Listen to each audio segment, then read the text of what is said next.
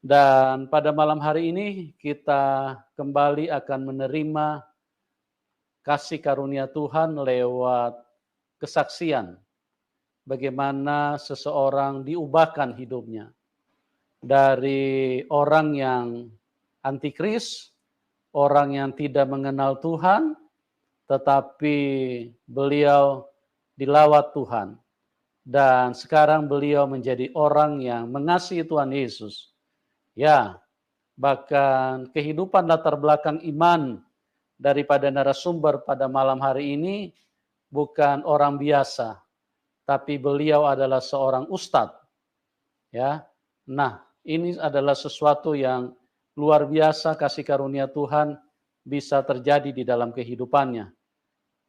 Bagaimana kehidupannya bisa mengenal Tuhan Yesus? Nah ini yang akan diceritakan kepada kita, ini akan dibagikan kepada kita, dan kiranya tayangan ini bisa menolong, bisa membantu, kiranya tayangan ini bisa bermanfaat buat kita semua. Oke, teman-teman, saya tidak berpanjang kata lagi karena narasumber sudah ada di tengah-tengah kita. Kita sapa, kita sambut narasumber kita, Bapak Iskandar. Ya, shalom Pak Iskandar. Shalom Pak. Ya, apa kabar Pak?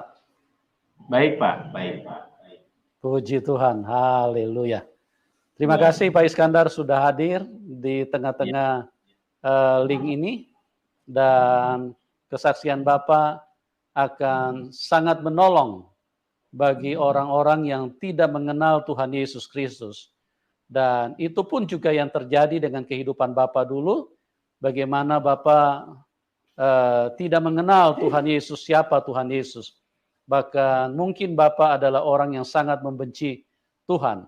Tetapi inilah kebaikan Tuhan yang terjadi di dalam kehidupan seorang Iskandar, dan ini akan dibagikan kepada kita semua. Oke, waktu dan tempat saya serahkan kepada Pak Iskandar. Silakan Pak. Ya, terima kasih Bapak. Halo, puji Tuhan, haleluya. Nama saya Iskandar Syah Pak. Saya latar belakang saya dari Muslim, dan saya berkeluarga itu, saya dari keluarga itu semua yang ada itu 10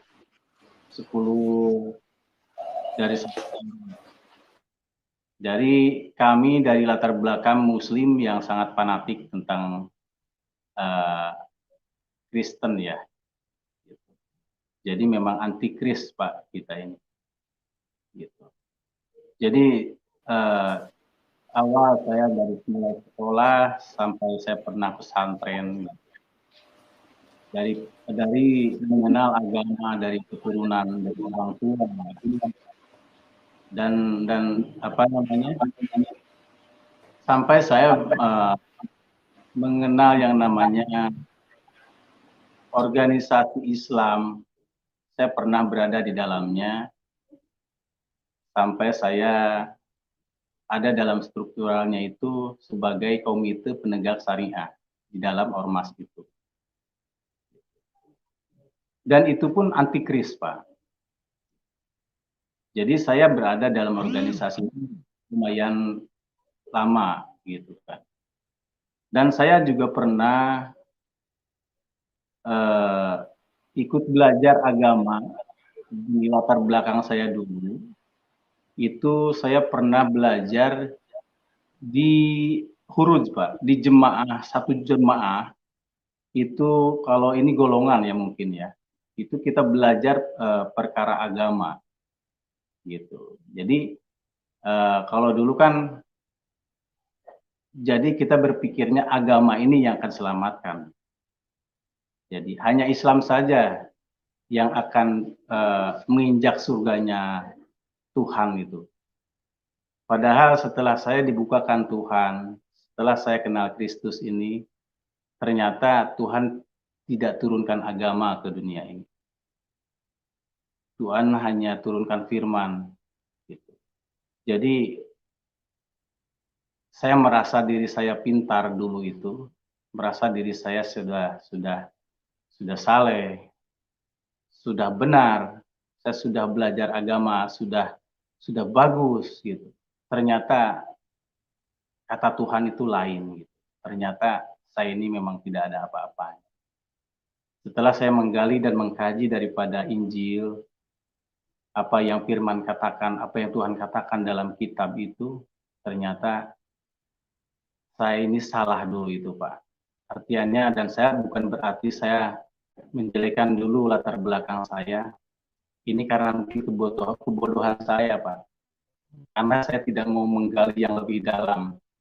Karena hanya sebatas membaca dan mengamalkan saja, tapi tidak menggali daripada kitab yang saya pelajari dulu. Itulah. Jadi saya di dalam Huruf juga sekian lama. Bagaimana pembelajaran di Huruf itu, ya kan? Jadi intinya di dalam Huruf ini memang sebetulnya dalam pembelajaran untuk bagaimana kita yakin dan mengenal Tuhan yang benar ini memang betul, Pak, pembelajarannya.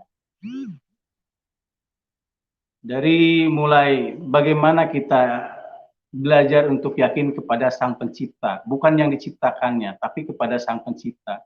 Dan bagaimana kita yakin kepada Tuhan saja, bukan kepada makhluk gitu. Jadi saya belajar itu juga dulu.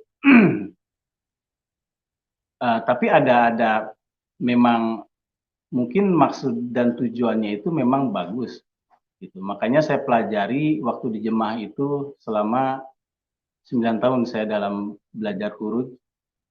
Saya sering keluar meninggalkan anak istri. Jadi saya memang waktu itu diberikan dalil kalau kita keluar di jalan Allah ini itu perintah. Jadi segala macam kewajiban itu ada tingkatan yang lebih tinggi lagi, yaitu perintah. Ketika kita ikut perintah daripada Tuhan kita, maka segala kewajiban apapun, maka Tuhan akan selesaikan semuanya. Jadi itu pun saya sempat pelajari, sampai amalan-amalan apapun yang memang dulu yang saya tidak tahu, saya pelajari juga di sana, waktu di latar belakang. Dan saya berorganisasi juga, berorganisasi dalam organisasi Islam, gitu. Dan memang antikris gitu. Dan saya benci sekali yang namanya melihat salib, melihat ada orang yang disalibkan itu, ya gambar Yesus itu ya. Saya memang benci sekali. Saya sering melecehkan Yesus dulu. Dan saya juga dulu waktu merasa diri saya benar dan merasa Islam ini, saya berada dalam Islam ini, hanya Islam saja yang akan masuk surga. Dan saya merasa diri saya sudah benar. Pokoknya di mata Tuhan ini sudah segalanya benar. Jadi ketika kita membela agamanya kita, maka kita dijamin akan masuk surganya. Sampai saya sempat untuk membakar satu gereja ya di daerah Sukabumi sana dulu, Pak. Dan mungkin ya saya sampai sempat kemarin-kemarin itu setelah saya memang sudah mengenal Kristus, saya juga dipertemukan kembali dengan pendetanya dulu. Jadi singkat cerita, setelah saya mengenal pembelajaran di latar belakang saya yang memang benar fanatik, saya anti Kristus, gitu. Sampai saya pun berdakwah. Artian berdakwah ini kan mengajak, Pak. Jadi intinya di dalam jemaah ini, di situ ada dalil ada dalil dan hadis yang disampaikan itu. Barang siapa mencintai sunnahku, berarti dia cinta kepadaku, kata Rasulullah saya dulu, Nabi Muhammad itu. Barang siapa cinta kepadaku, berarti dia ke surga bersamaku. Gitu. Jadi kita, waktu pembelajaran di huruf dulu, waktu saya belajar, saya selalu cinta sunnah. Yang saya utamakan itu sunnah. Bagaimana saya cinta tentang sunnah, apa yang dikatakan oleh Rasulullah Nabi Muhammad itu dulu. Saya tidak lepas dari peci, saya berjanggut, saya memelihara janggut yang memang itu sunnah katanya.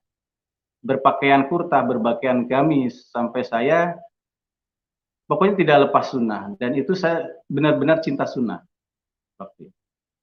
dan pembelajaran pengamalan apa yang diajarkan agama dulu, latar belakang saya dulu, itu saya kerjakan. Dari mulai baca Al-Quran dengan baik, gitu kan. Terus kita mengamalkan sholat-sholat nafil yang di rumah tidak pernah dikerjakan, tapi dalam huruf ini pembelajaran semua dikerjakan.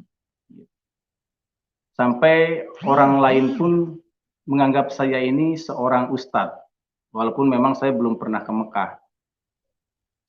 Tapi saya bergaul dengan orang-orang yang memang mungkin ahli kitab, Pak, ya. Kalau sekarang pikir sekarang saya gitu, saya pikir mereka yang mungkin yang merasa pintar tentang Al-Quran, tentang bagaimana agama Islam yang akan selamatkan gitu. Akhirnya saya selama 9 tahun saya pembelajaran tentang itu. Dan ilmu itu saya bagikan kepada keluarga saya, kepada istri dan anak-anak saya. Ketika saya mendapatkan sesuatu dari pembelajaran waktu saya dulu itu di Huruf itu, saya bagikan tentang istri, bagaimana istri ini bisa menjaga aurat dengan sempurna, tidak membuka auratnya sembarangan. Jadi ketika istri membuka auratnya ataupun anak wanita yang membuka auratnya, maka seorang suami ataupun seorang ayah ini akan menjadi tuntutan daripada mereka itu. Gitu. Dan itu Pak, jadi sampai sempat istri saya pun memakai cadar seperti ninja. Gitu. Jadi karena kita saking cinta sunnah dan kami memang takut akan hal-hal yang diperintahkan oleh agama itu. Singkat cerita, saya ini dipilih Tuhan itu setelah saya keluar dari penjara itu selama 4 tahun, kurang lebih 4 tahun, Pak.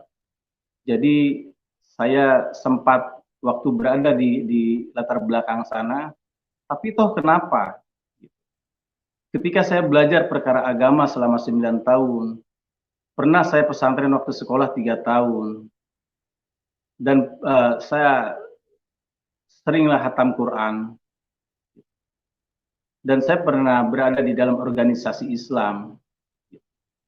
Tapi toh kenapa saya sampai bisa terjerat ke dalam dosa yang memang membuat diri saya ini masuk penjara dan akhirnya merugikan untuk saya, istri dan anak-anak saya. Kenapa jadi seperti itu gitu kan? Padahal kalau saya pikir dengan dicerna oleh saya ini, saya dalam agama, pembelajaran agama dan dalam organisasi itu, saya merasa sudah benar. Artinya Tuhan saya dulu itu tolong saya. Tapi kenapa saya sampai masuk penjara? Dikarenakan saya memang waktu itu terpancing oleh mulutnya orang tersebut, sampai saya sempat mau gorok dia dengan sangkur. Sampailah saya sempat masuk penjara, sampai kena vonis saya 2 tahun 3 bulan waktu itu. Tahun 2015 waktu itu.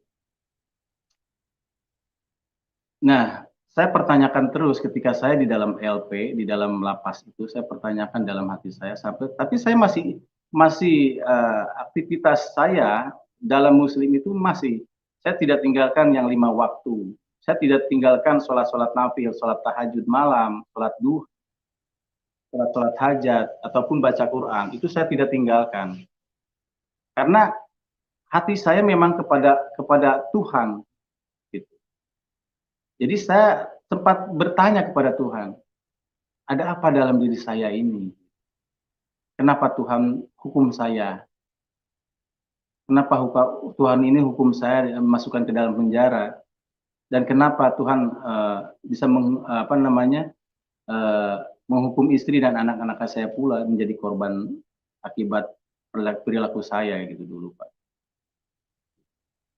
Jadi ternyata agama yang saya pelajari dulu itu dan apa doa-doa yang saya memang mungkin tidak mengerti maksudnya kemana, tidak langsung kita bicara kepada Tuhan seperti apa. Interaksinya tidak bicara langsung saya dengan Tuhan, tapi dengan bahasa yang lain. Ternyata bahasa yang lain ini mungkin tujuannya kemana?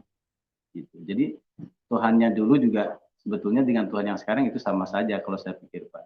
Cuman sayanya aja mungkin yang kurang, apa yang memang tidak mengerti tentang apa yang saya bacakan atau saya minta dengan bahasa-bahasa yang saya sendiri saja tidak mengerti dari bahasa luar sana gitu, dari bahasa ontak sana. Jadi tapi saya mendengar Pak dari lapas itu ketika ada guru-guru agama yang masuk ke sana untuk pembelajaran setiap minggu sekali itu, saya selalu diberikan support, saya selalu diberikan bimbingan rohani itu, dan dia selalu memberikan, kamu akan menerima hikmah yang paling besar katanya dari Tuhan yang mungkin kamu tidak tahu, yang mungkin kamu tidak akan menyangka-nyangka. Itu jadi tuntutan saya Pak ketika saya keluar dari LP itu. Nah, singkat cerita selama 4 tahun saya keluar dari LP, dari lapas itu, saya sudah di luar itu sudah 4 tahun. Saya masih mengejar apa yang pernah saya dengar dari guru agama yang pernah mengajar di lapas. Saya ini akan diberikan Tuhan hikmah yang sangat besar sekali. Tapi saya tidak mengerti hikmah apa yang Tuhan akan kasih kepada diri saya. Selama 4 tahun itu, perjalanan kita itu ternyata tidak mulus, Pak. Jadi saya selalu berpikir perkara, jadi bukan ke perkara Tuhan. Jadi saya menuntut, ketika menuntut saya sudah di luar ini, bagaimana caranya saya bisa menyenangkan anak istri, saya ini bisa sukses di dunia ini, saya bisa menunjukkan yang orang lain katakan, orang yang masuk di dalam lapas, di DLP itu sampahnya masyarakat. Tapi saya selalu membuktikan kepada omongan-omongan mereka itu, termasuk orang-orang terdekat dengan saya, yaitu mertua saya, keluarga saya. Karena mereka menganggap saya ini sampahnya masyarakat. Tapi dalam hati kecil saya akan tunjukkan kepada mereka, kalau sampah ini yang mereka anggap kotor, yang merugikan, sampah ini bisa menjadi barang yang sangat mahal ketika didaur ulang. Jadi saya selalu pegang itu. Dan saya selalu minta kepada Tuhan saya dulu. Ya Tuhan, saya menuntut hikmah apa yang Kau akan berikan kepada saya waktu itu. Selama 4 tahun saya berjalan di dalam keluarga, di dalam rumah tangga saya dengan anak dan istri. Ternyata keinginan-keinginan itu tidak tercapai. Sampai istri pun menuntut mana perubahan kamu, mana mungkin menuntut tentang kemajuan saya mungkin setelah saya di luar LP itu, setelah bebas dari penjara. Karena kan saya sudah berjanji sama istri saya akan tunjukkan kalau saya bisa bisa menyenangi istri dan anak-anak. Jadi artinya saya bisa merasa artinya mencari dunia untuk mereka. Sampai itu pun saya mungkin diperhatikan oleh kedua mertua saya dan keluarga saya mungkin. Sampai akhirnya selama 4 tahun itu bukti sedikit pun tidak ada untuk saya buktikan kepada mereka. Sampai akhirnya istri saya ini terkena suntikan ataupun omongan dari pihak keluarganya termasuk orang tuanya. Jadi percuma saja katanya, yang kamu tunggu itu ternyata tidak ada perubahan katanya dari dulu. Jadi percuma kalau kamu untuk bersatu kembali. Jadi mungkin mereka itu berniat untuk memisahkan kita. Nah, singkat cerita, saya ini dipisahkan Pak, dipisahkan oleh orang tuanya istri saya dipisahkan oleh anak-anak saya, sampai waktu itu bagaimana caranya kalau istri saya ini memang harus bercerai dengan saya. Karena memang saya tidak bisa membuktikan selama saya sesudah keluar dari penjara selama 4 tahun. Akhirnya dalam belenggu itu, dalam kegalauan saya waktu itu, tahun 2000 sampai 2020 itu, saya belum masih ada kemajuan. Sampai akhirnya 2021, yaitu saya sampai diajak-ajak oleh rekan-rekan saya yang mungkin rekan-rekan teman-teman lama saya, yang saya juga awalnya tidak tahu kalau mereka memang ada bisnis dalam perkara agama ini, Pak. Gitu. Jadi singkat cerita saya diajak sama mereka dalam keadaan saya ini sedang galau dalam rumah tangga. Artiannya ini kaca ini sudah remuk, tinggal menunggu pecah gitu, Pak. Sudah remuk. Jadi rumah tangga ini sudah hancur, tinggal menunggu bagaimana pecahan-pecahan kaca itu. Dalam kegalauan, dalam frustasinya saya, dalam belenggu itu, saya bertemu dengan 3 orang rekan saya yang mengajak saya itu untuk satu acara di Cibubur gitu. Saya juga nggak tahu awalnya acara apa. Mungkin mereka sudah tahu. Saya menawarkan, ya Pak, ikut ke sana.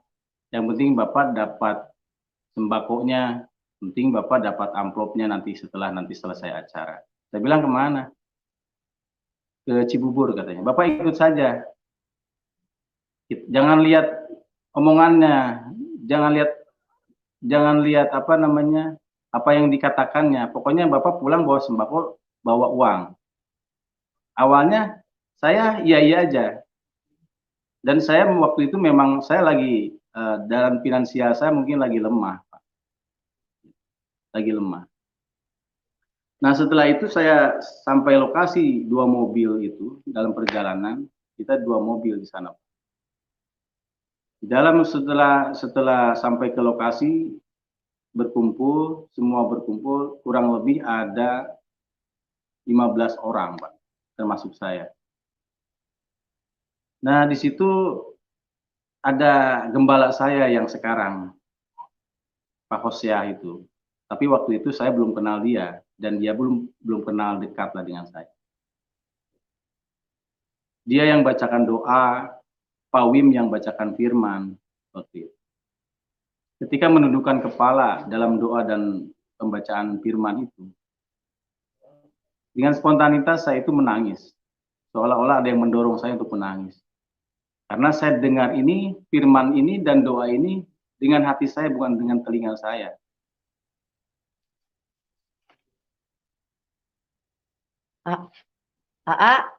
Naon ieu? 2%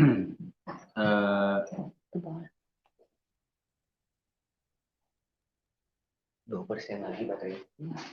Jadi maaf Pak, tadi ada gangguan karena baterainya agak sedikit mau melemah. Jadi singkat cerita saya diajak-ajak dan setelah saya mendengar firman dan doa yang tersentuh itu, saya menangis dengan spontanitas.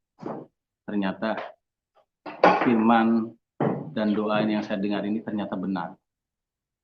Sampai saya bisa mengeluarkan air mata. Dan pada waktu itu Bapak Rohani itu menawarkan, barangkali di sini dalam kumpulan ini ada seseorang yang mau dibaptis, silakan unjuk tangan. Tapi bukan dalam ajak-ajakan ataupun keterpaksaan. Setelah Bapak Rohani menawarkan itu, saya unjuk tangan dengan spontanitas saya, dengan hati saya. Karena saya atas untuk dibaptis. Akhirnya saya meminta untuk dibaptis. Puji Tuhan. Setelah itu, setelah pembaptisan dan didoakan waktu itu, saya merasa ada sesuatu yang beda dalam diri saya. ada sesuatu seperti dari mulai kepala sampai kaki itu seperti ada sentuhan yang seperti strum ya Pak ya. Mungkin saya rasakan, saya ingat itu dari kepala sampai kaki itu ada getaran yang seperti strum listrik, aliran listrik. Setelah saya diangkat itu Pak, dan saya berpakaian kembali, sampai teman-teman saya yang ngajak main-main itu pun dia tarik saya ke belakang. Malah dia balik nanya dan marah ke saya. Kok kamu jadi serius? Kok kamu jadi sampai dibaptis? Ini kok jadi seperti ini? Wah, dosa saya katanya. Kamu sampai seperti ini. Saya tanya kembali sama dia. Saya bilang, kamu kalau merasa dosa, kenapa kamu tidak dengar firman apa yang tadi dikatakan tadi Bapak Rohani itu? Yang dibacakan Bapak Rohani. Itu firman, dan doa-doa itu, semua itu dari Tuhan. Jadi, saya serius, saya sungguh-sungguh. Saya tidak main-main. Yang kamu ajak main-main, ternyata saya ini sungguh-sungguh ketika saya dengar firman dan saya mendengar doa yang memang menyentuh saya. Puji Tuhan waktu itu, silakan kamu main-main, tapi saya tidak main-main. Saya ingin mengenal Tuhan yang hidup. Dan saya ingin mengenal Tuhan yang mengasihi saya. Dulu saya mengenal Tuhan yang memang Tuhan saya tidak hidup dan tidak mengasihi saya. Tapi sekarang saya ditawarkan, saya dipilih Tuhan, saya ingin dengan Tuhan yang memilih saya.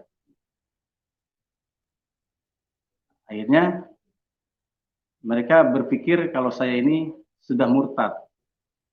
Gitu. Jadi mungkin tuntutan mereka berdosa karena sudah memurtadkan saya. Tapi saya pribadi dengan hati saya, ya Tuhan, pilih saya. Luruskan hati saya nih ya Tuhan.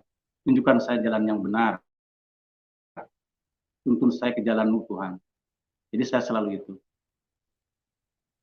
Ketika pulang dari sana, saya bukannya dari sana langsung selesai masalah saya, tidak Pak. Ternyata mungkin saya diuji lagi oleh Tuhan ini. Bagaimana ketika kamu dipilih mungkin oleh Tuhan, dikenalkan Tuhan Yesus, apa kamu kuat dengan ujian yang Dia berikan kepada saya? Dan akhirnya saya menerima ujian yang memang menurut saya itu mungkin berat Pak, karena sampai saya memang benar-benar dipisahkan sekali, yang tadinya retak jadi waktu itu hancur. Sampai saya dipisahkan selama 2 bulan oleh istri dan anak-anak saya. Sampai saya sempat tidur, waktu itu kan saya tempat tinggal itu di mertua Pak. Di mertua itu bisa terima anaknya dan cucunya, tapi saya tidak diterima. Sampai saya mau bertemu saya susah. Sering dan tidur itu di emper-emperan toko orang lain. Sambil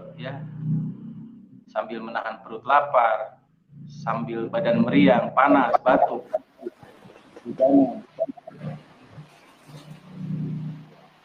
Mungkin ujian dosa, tapi tidak jauh dari itu, lalu berdoa Tuhan. Saya bilang ini Pak Iskandar. Iya Pak. Suaranya agak kecil Pak, bisa di ini? Suaranya agak dekat sedikit Pak, bisa agak dekat sedikit. Iya Pak, kedengar nggak Pak? Iya. Iya. Oke, dilanjutkan Pak. Iya, setelah saya diuji lagi sama Tuhan ini, ketika saya dipilih oleh Tuhan, Tuhan kasih, Tuhan berikan ujian kepada saya yang menurut manusiawinya itu kalau untuk saya berat sekali, karena yang tadinya niat bagaimana ini caranya saya untuk menyatukan kembali dengan istri dan anak-anak saya gitu. Karena saya waktu itu tidak ada kekuatan dari finansial, jadi saya selalu minta kepada Tuhan, ya Tuhan, kalau memang saya dipilih, kalau saya memang dipilih oleh Engkau untuk menjadi hamba-Mu Tuhan, berikan yang terbaik untuk hamba Tuhan. Tunjukkan hamba jalan yang lurus, dan kembalikan keluarga saya, kembalikan istri dan anak-anak saya. Akhirnya dengan lambat laun, sering setiap harinya itu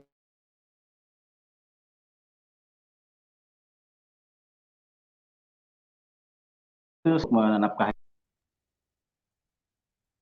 Dia kerja, saya temui di tempat kerja sampai saya jemput.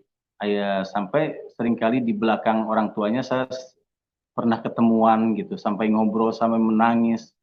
Ingin saya kembali, dia itu kembali lagi kepada saya. Jangan mendengarkan orang tua. Keinginan saya seperti itu, Pak.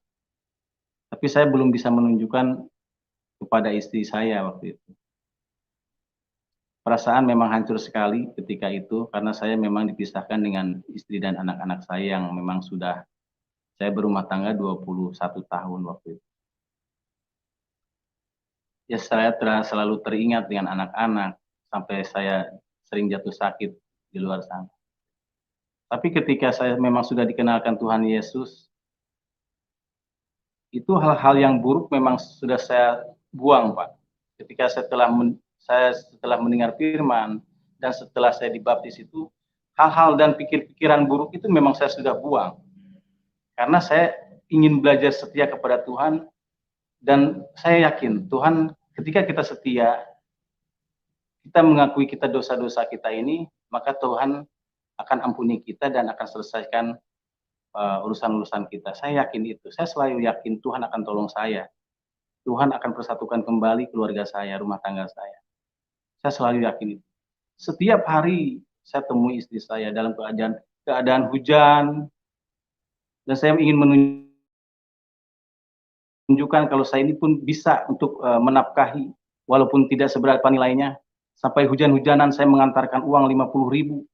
Dengan 2 hari saya tidak masuk, atau perut saya tidak dimasuki makanan apa-apa, karena memang hasilnya itu hanya 50.000. Tapi saya ini akan kasihkan kepada istri dan anak saya. Bagaimana saya bisa menunjukkan saya ini bisa untuk memberi mereka, walaupun memang hasilnya tidak seberapa, nilainya kecil. Tapi saya syukuri itu, Pak, karena saya memang sudah ada dalam Tuhan. Saya syukuri itu, saya bersyukur kepada Tuhan. Terima kasih Tuhan. Walaupun badan saya basah kuyup, saya sakit kedinginan, sampai saya tidur di emper-emperan itu selama kurang lebih saya 2 bulan seperti itu. Karena waktu itu memang saya ngontrak sendiri, dikarenakan saya tidak ada kerjaan, tidak ada penghasilan tetap, jadi barang-barang di kontrakan itu saya tinggalkan juga, Pak. Ya, jadi barang-barang yang saya ngontrak itu saya tidak, karena saya malu sama yang punya kontrakan, karena tidak kebayar kontrakan selama 2 bulan atau ya, karena saya malu. Akhirnya saya tinggalkan, dan saya sampai sempat tidur di depan toko orang lain di pinggir jalan itu. Tapi saya tidak menyerah ketika saya yakin kepada Tuhan. Tuhan, saya selalu minta kepada Tuhan, walaupun dalam keadaan seperti apapun, Tuhan pasti dengar saya. Kalau Tuhan memang pilih saya, tunjukkan Tuhan. Tuhan yang hidup itu seperti apa untuk saya. Kalaupun misalnya Kau memilih saya, buktikan Tuhan, persatukan kembali saya dengan anak istri saya. Itu tidak berhubung lama, Pak. Waktu saya selalu minta itu, ada jarak 15 hari itu, saya diberi jalan oleh Tuhan untuk saya mendapatkan, kan istri saya menuntutnya gini, sebetulnya hati kecil istri saya itu, dia ingin kembali dengan saya, kalau saya memang bisa menempatkan dia, minimal dia ke lubang-lubang yang kecil pun katanya, ke tempat-tempat seperti gua apa bagaimana di kolong jembatan, dia siap gitu. Asal saya memang bisa bawa dia seperti itu. Tapi karena saya tidak bisa seperti itu. Karena niatkan saya bilang saya tidak bisa membawa kamu dalam kesengsaraan seperti itu. Saya merasa dosa. Saya bawa kamu dalam keadaan misalnya di kolong jembatan dengan anak-anak saya. Seolah-olah saya akan merasa dosa. Tapi saya akan tunjukkan, saya akan minta kepada Tuhan. Saya waktu itu masih saya rahasiakan kalau saya sudah dibaptis dan saya sudah percaya kepada Tuhan gitu, pada Yesus. Saya masih rahasiakan gitu Pak, karena saya belum bisa bersatu dengan istri saya. Tapi saya niatkan Tuhan persatukan saya akan kabarkan berita besar ini untuk istri dan anak-anak saya Pak. Saya niatnya itu Pak. Puji Tuhan waktu itu tidak serang lama, 15 hari saya dipertemukan oleh teman saya itu, dan dia menawarkan pekerjaan. Dan kebetulan bosnya yang punya CP itu teman dekat saya juga. Yang sekian lama saya tidak ketemu, akhirnya saya dipertemukan. Nah, akhirnya puji Tuhan dengan senang hati, dengan waduh, saya ini senang sekali lah hati kecil saya. Karena saya memang ada kerjaan, walaupun kerjaannya ya tidak mengenakan lah ceritanya. Artinya yang penting halal kalau menurut saya. Walaupun kerja bagaimana saya akan lakukan gitu Pak. Akhirnya singkat cerita, saya belum 1 bulan Pak. 1 hari saya bekerja di CP itu saya bekerja di billboard dulu Pak ya, pemasangan billboard publikasi. Saya bicara dengan teman saya, dengan rekan kerja saya Pak Asep yang di Cimenteng itu, di Cimenteng daerah Cibadak Sukabumi Pak, yang arah ke pelabuhan. Saya bicara Pak Asep, saya bilang, di Pak Asep rumah di mana gitu. Oh saya di Cimenteng, kenapa? Kira-kira di sana ada rumah yang mau dikontrakan tidak Pak? Gitu. Oh ada Pak, buat siapa? Buat saya bilang. Tapi saya tidak ada uang Pak untuk kontraknya. Tapi saya mau bicara sama yang punya rumahnya, saya minta waktu untuk 1 bulan, nanti kerja saya ada hasil, ada gaji, saya akan bayar. Oh sebentar Pak, saya hubungin. Ternyata Tuhan Pak. Ternyata Tuhan ini memang mempermudah hambanya ketika hambanya memang tulus gitu dan menerima Tuhan gitu. Dan saya tidak sadarkan diri kalau memang ini rencana Tuhan. Yang jelas Tuhan sudah berikan hadiah saja, pikir saya seperti itu. Akhirnya kata yang punya rumah itu, oh silakan saja diisi, ke masalah pembayaran nanti gampang katanya. Yang penting rumah itu diisi. Jadi akhirnya saya puji Tuhan dengan semangat. Tapi Pak Asep, saya bilang, saya juga bingung ini. Saya kan kerja baru 1 hari, belum dapatkan gaji. Apalagi kaspon saya belum bisa. Dan saya juga masih bingung bagaimana saya membawa pindah anak istri saya, sedang saya tidak punya uang sama sekali. Ya udah Pak, saya ada uang 50.000 katanya. Kalau Bapak mau silahkan untuk misalnya kapan mau pindahnya. Akhirnya dengan senang hati saya kabarkan berita ini kepada istri saya. Dan istri saya pun dia merasa senang Pak. Saya tahu hati istri saya karena saya berumah tangga sama dia itu bukan sebentar. Jadi saya tahu istri saya dan istri saya tahu saya gitu. Karena mungkin sifat istri saya seperti itu karena memang dia sering kena masuk suntikan dari pihak keluarganya gitu. Dan akhirnya kita mendadak Pak. 1 hari saya mendapat kerjaan itu, saya jam 6 sorenya itu, pas maghrib itu, kita langsung kabarkan ke istri, kalau kamu memang mau ikut dengan saya, ayo beres-beres barangnya, walaupun barang memang tidak seberapa, saya bilang. Saya sudah mendapatkan rumah dan siap untuk pindah ke rumah itu. Akhirnya mungkin antara percaya dan tidak, istri saya pun siap gitu. Akhirnya kita pindah. Sampai mertua saya menanyakan, ini apa-apaan katanya. Iya Bu, saya bilang maaf, saya bilang. Kalau istri dan anak-anak sendiri kan tanggung jawab saya. Sampai mati pun tanggung jawab saya bilang. Jadi saya mau bawa kembali anak ibu dan anak-anak saya. Saya akan tunjukkan kepada ibu kalau saya pun bisa berumah tangga ataupun menjadi kepala keluarga di dalam keluarga saya dan tidak bergantung kepada ibu lagi. Mungkin saya saya terlalu lama untuk ya Pak. Suaranya bisa lebih besar Pak. Iya Pak. Ya, agak maju dikit Pak. Iya Pak. Ya mungkin pikir mertua saya mungkin ya karena saya terlalu lama mungkin ya Pak ya. Jadi terlalu lama saya tinggal bersama mertua Jadi tidak ada perkembangan mungkin pikir mereka. Gitu. Tapi Tuhan kasih cara, Tuhan kasih jalan kepada saya. Puji Tuhan. Gitu. Akhirnya dengan keberanian saya untuk membawa istri dan anak-anak saya dengan cara Tuhan, akhirnya saya bawa anak istri saya itu ke kontrakan yang dekat rekan saya itu. Puji Tuhan, Pak. Dari situ saya masih belum kabarkan tentang Injil, tentang saya sudah dibaptis. Saya masih belum kabarkan. Tapi Tuhan sentuh Bapak Gembala saya, Pak Hosea itu, mungkin Tuhan sentuh dia. Waktu itu saya tidak punya sekali nomor dia, dan dia juga tidak tahu nomor saya. Tapi dia bisa ngasihkan amanat kepada teman saya yang ajak main-main itu waktu ke Cibubur. Katanya Pak Hosea selalu menanyakan saya dan minta nomornya. Akhirnya saya ketemu dengan teman saya itu, dan saya pun minta nomornya Pak Hosea. Nah, selang 1 bulan saya di sana, di kontrakan itu, saya memang tidak bawa barang apa-apa, Pak, yang mungkin yang spesial untuk tidur ataupun untuk masak. Itu saya juga pakai kayu bakar waktu itu. Walaupun di perumahan itu, kontrakan yang 500.000, tapi saya pakai kayu bakar.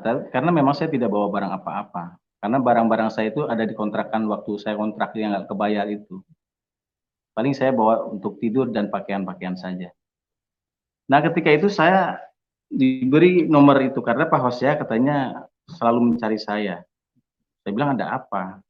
Akhirnya saya kontak, Pak. Salam Pak Hosea, saya bilang. Saya Pak Iskandar, Pak. Oh iya Pak, Bapak di mana sekarang? Kenapa dia langsung bilang seperti itu? Dia juga mungkin merasa senang apa bagaimana, saya juga kurang tahu. Mungkin kaget apa bagaimana. Oh iya Pak, kebetulan ini nomor Bapak saya dikasih oleh teman saya. Oh iya, katanya saya sudah lama 1 tahun saya katanya.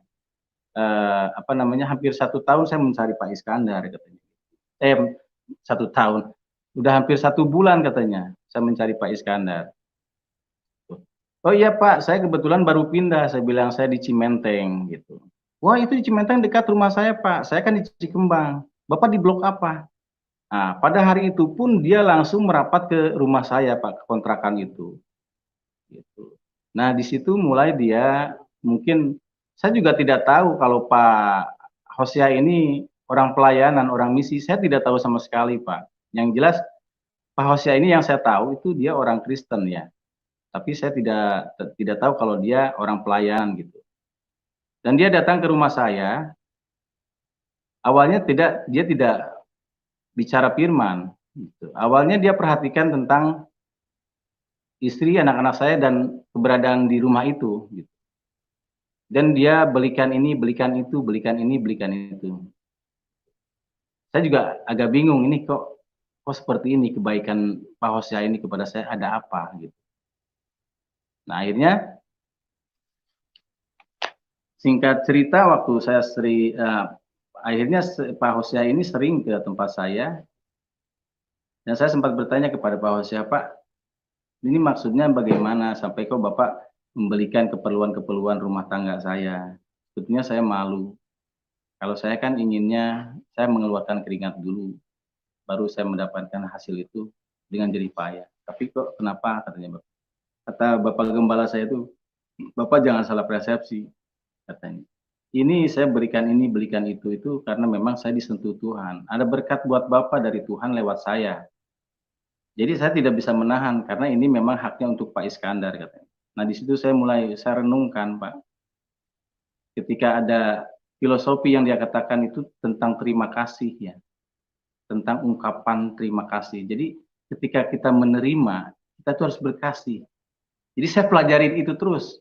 Ungkapan-ungkapan itu terus. Oh, ketika kita terima dari Tuhan, kita harus berkasih. Maka kita terima lagi dari Tuhan. Itu saya selalu saya terdengar dari ya.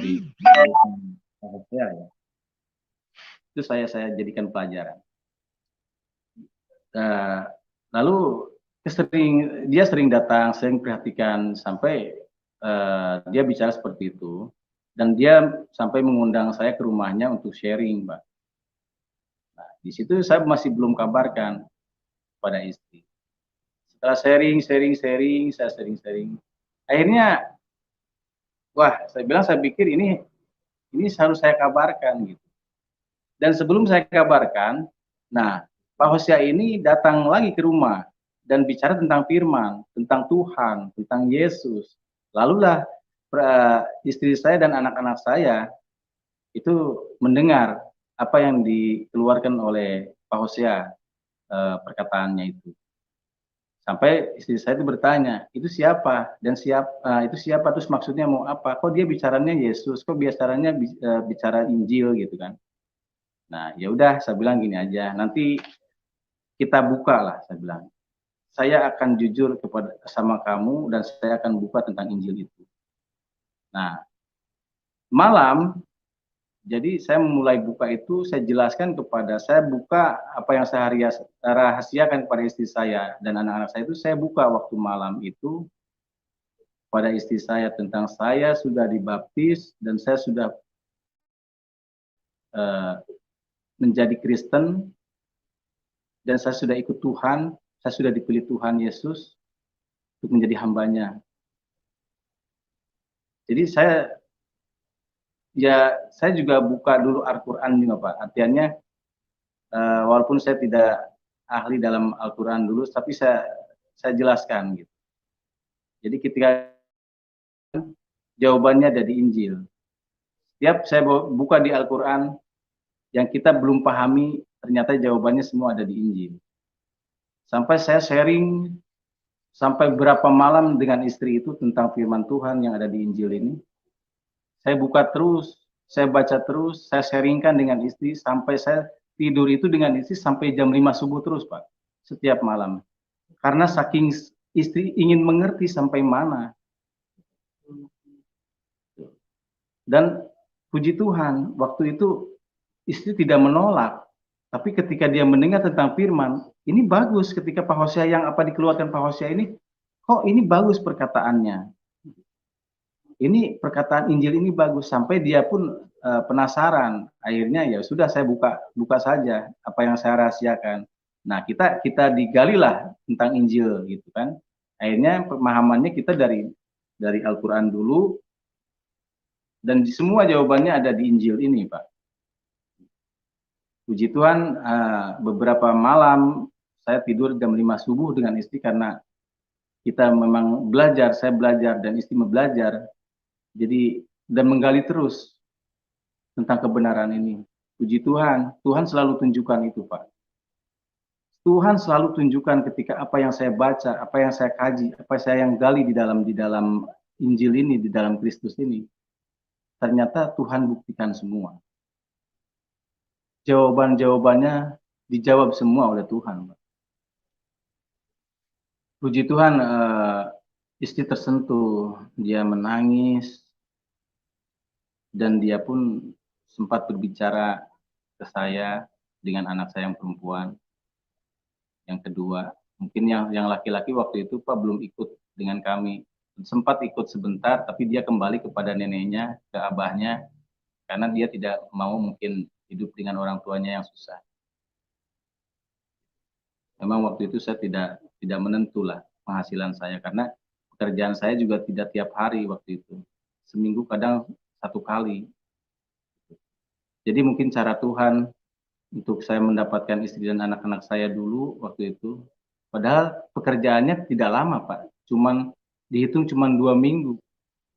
Kalau saya pikir kembali, saya balik kembali, oh mungkin ini cara Tuhan untuk mengambilnya saja, mengambil istri dan anak-anak saya aja, gitu.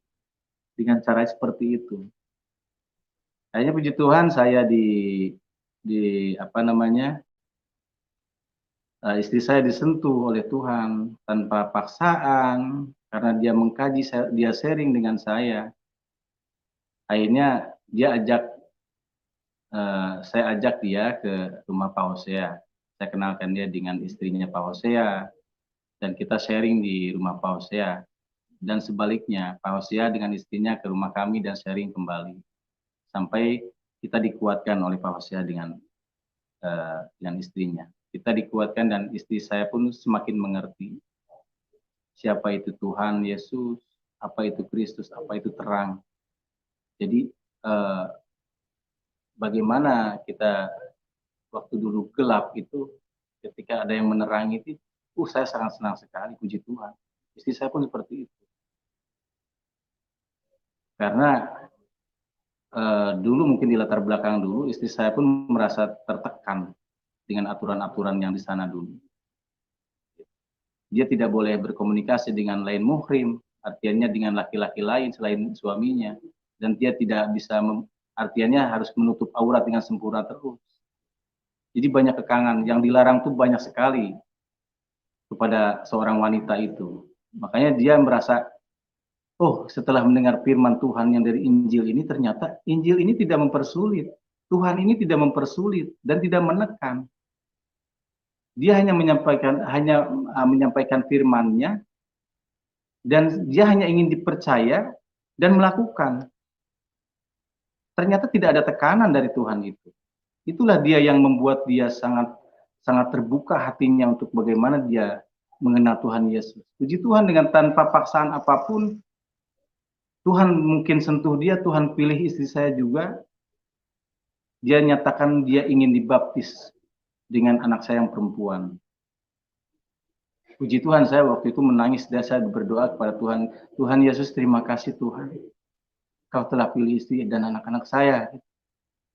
Kau telah sentuh Tuhan, tanpa susah payah saya bagaimana untuk kabarkan ini. Ternyata sudah ada rencana Engkau Tuhan. Maka saya bicara dengan Pak Hosea, saya bilang, istri dan anak saya yang perempuan ini, dia berniat untuk dibaptis tanpa saya ajak, tanpa saya dipaksa oleh saya. Puji Tuhan Pak, katanya. Nanti kita rencanakan pembaptisan itu nanti di mana lokasi. Saya kan kendala, saya kan pekerjaan gitu Pak. Jadi saya masih manusiawi. Saya berpikir saya ini masih manusiawi. Saya belum apa namanya, ya wajar ya kalau berpikir manusiawi itu. Saya masih mengandalkan manusia, saya masih mengandalkan pekerjaan gitu. Padahal saya dulu itu belajar, waktu saya di latar belakang dulu, padahal saya pernah belajar bagaimana kalau kita ini tidak berharap kepada makhluk, dan bagaimana kita ini harus berharap kepada Tuhan saja, tidak berharap kepada makhluk. Tapi karena doktrinan yang dulu begitu lama, mungkin saya masih nempel ya, karena doktrinan yang sangat lama. Tapi puji Tuhan, dengan tidak lama saya dikenalkan Tuhan, akhirnya kembali saya kepada Tuhan. Ya Tuhan, saya mohon ampun, saya memohon ampunan-Mu Tuhan, karena saya tidak bisa mengandalkan manusia, karena terkutuklah apabila kita mengandalkan manusia. Jadi saya di situ belajar terus bagaimana saya ini berharap dan mengandalkan Tuhan. Saya selalu lontarkan itu kepada anak istri saya. Minta kita kepada sumbernya, bukan kepada tangannya, tapi kepada sumbernya. Saya selalu lontarkan itu. Saya selalu sharing itu setiap hari dengan anak dan istri saya. Untuk bagaimana saya masih bisa bertahan untuk beberapa bulan, Pak. Sampai kontrakan pindah-pindah gitu, Pak. Karena memang kendalanya banyak. Gitu. Sampai saya pun kontrakan itu dibayarkan oleh Bapak Hosea. Gitu. Kontrakan rumah, berasnya, dan segala macamnya. Mungkin karena saya tahu dari Pak Hosea kalau memang ini berkat Pak Iskandar dari Tuhan lewat saya, katanya. Akhirnya saya paham tentang itu. Jadi Tuhan bisa sentuh siapapun yang dia kehendaki perkara berkat itu. Saya yakin dari Tuhan, Pak. Puji Tuhan, saya syukuri itu, dan selalu saya syukuri dan selalu saya minta kepada Tuhan. Ya Tuhan, saya dengan keluarga mau ikut dengan Engkau Tuhan. Arahkan saya, tunjukkan saya. Akhirnya Tuhan kasih jalan, kasih pilihan Pak, lewat Pak Hosea itu. Waktu itu memang saya lagi bingung juga. Ini Pak Hosea, saya bilang, ini bagaimana ya? Gitu kan. Saya kan dari kerjaan nih cuman iming-iming saja waktu itu, mungkin cara Tuhan Pak ya. Jadi kerjaan sudah sudah tidak ada lagi karena kan ada kendala di CP-nya. Akhirnya saya bicara kepada Pak Hosea, pada gembala saya, gimana caranya gitu kan. Saya tidak mau mengandalkan terus Bapak Gembala saya, Pak. Dan saya ingin harus jadi payah saya sendiri. Dan saya ingin mengalami Tuhan sendiri kepada saya. Dan akhirnya saya diberikan pilihan oleh Pak Hosea itu, Pak, di sini juga ada Pak rumah katanya. Itu rumah di sana, Bapak mau isi nanti Bapak tidak perlu pikirkan tentang biaya kontrak ataupun beras yang nanti buat 1 bulan sekali. Saya punya rekan di sana dan kebetulan mentor saya juga dia punya rumah singgah di sana. Akhirnya saya diberikan 2 pilihan dan saya meminta kepada Tuhan. Ya Tuhan, saya niatkan, saya ingin ikut dengan Engkau Tuhan, tunjukkan saya harus kemana. Akhirnya karena saya ingin selalu ikut Tuhan, saya ingin belajar fokus, ingin tersuasana. Pembelajaran saya tentang selalu ingin setia dengan Tuhan. Sampai Pak Hosea ini menanyakan, Pak, jadi bagaimana keputusannya? Oh ya sudah, kalau begitu nanti saya arahkan ke sana. Dan kebetulan sebelumnya, jadi istri sama anak Bapak bisa dibaptis di sana. Kebetulan yang punya rumah singgah itu kan mentornya Bapak Gembala saya, Pak. Jadi akhirnya dengan niat saya untuk dekat dengan Tuhan, ingin belajar fokus tentang firman, tentang Tuhan, dan ingin setia selalu kepada Tuhan. Saya alami bagaimana yang tadinya dulu saya tidak mengenal yang namanya sukacita, damai sejahtera. Ketika saya berada di dalam Tuhan, Tuhan ada di dalam kita. Saya merasakan mujizat-mujizat yang saya tidak mengerti gitu. Akhirnya beberapa kali saya diberikan mujizat dari Tuhan ini. Ternyata tanpa bekerja, Tuhan selalu berikan berkat untuk saya dan keluarga saya. Setelah istri saya dibaptis dan anak-anak, saya pindah ke sana. Jam 12 malam saya pindah. Akhirnya kita menempatkan rumah di sana. Rumah singgah. Puji Tuhan, saya ikut Tuhan. Tuhan, saya percayakan kepadamu Tuhan. Saya pasrahkan hidup dan mati kepadamu Tuhan. Nah, di situ mulai ada pemeliharaan yang kami rasakan, Pak. Ada pembuktian-pembuktian yang kami rasakan Tuhan kepada kami. Jadi ketika posisi dan kondisi saya tidak bekerja, tidak mencari nafkah, tapi selalu saya lontarkan perkara firman, saya bicarakan perkara kebenaran, ke perkara Tuhan. Saya selalu bicara itu dengan istri dan keluarga saya, dengan anak saya. Ternyata Tuhan pelihara. Artinya ketika kita membicarakan namanya, kebesarannya, maka Tuhan akan perhatikan dan akan pelihara kita. Saya yakin itu. Bukan pekerjaan yang menjamin, bukan apapun yang membuat jamin, tapi Tuhan yang jamin kita. Di situ saya sering dibuktikan, saya sempat diuji, banyak ujian-ujian, mungkin diuji sama Tuhan di sana. Tapi puji Tuhan sampai hari ini, mungkin waktu itu belum lengkap tanpa anak saya yang paling besar satu lagi hadir di rumah untuk berkumpul. Saya selalu doa minta kepada Tuhan. Karena anak saya ini kan dia keluaran pesantren. Karena saya yang masukkan pesantren dia itu dulu.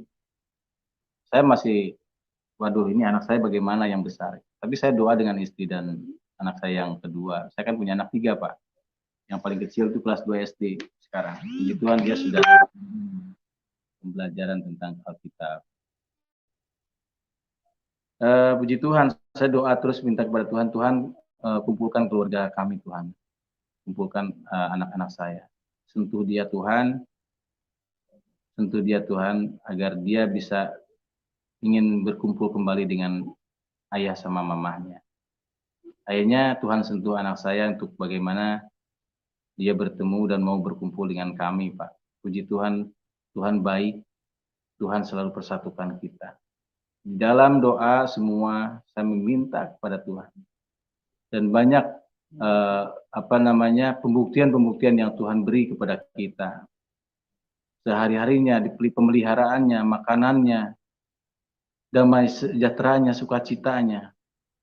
Sebenarnya kita rasakan semua, Pak. Puji Tuhan, saya dikumpulkan kembali dengan anak yang paling besar, dan dia sudah percaya. Puji Tuhan, dia sudah percaya, kita sudah percaya, dan mungkin dia belum dibaptis karena saya tidak memaksa-maksa. Tapi saya follow up terus, dan dia pun selalu mendengarkan firman-firman. Ketika ada acara saya ajak, dia pun ikut. Puji Tuhan, dia sudah percaya, nanti tinggal minta kepada Tuhan lagi, dan semoga Tuhan sentuh dia untuk mau dibaptis. Nah, puji Tuhan, dalam beberapa bulan saya di sini sampai hari ini, saya berada sudah kurang lebih 3 bulan saya di pembelajaran, saya tersuasana di sini. Saya bisa ciptakan pujian-pujian rohani, karena memang judulnya saya memang ingin setia kepada Tuhan. Ketika saya memang sudah dipelihara, sudah dipilih Tuhan, saya berjanji kepada diri saya, Tuhan, saya mau setia. Makanya saya abadikan kesetiaan saya ini di dalam pujian-pujian. Puji Tuhan, saya memiliki 2 pujian lagu-lagu rohani tentang bagaimana Tuhan ini setia kepada hambanya. Dan kita belajar untuk bagaimana kita setia kepada Tuhan, jujur kepada Tuhan. Puji Tuhan,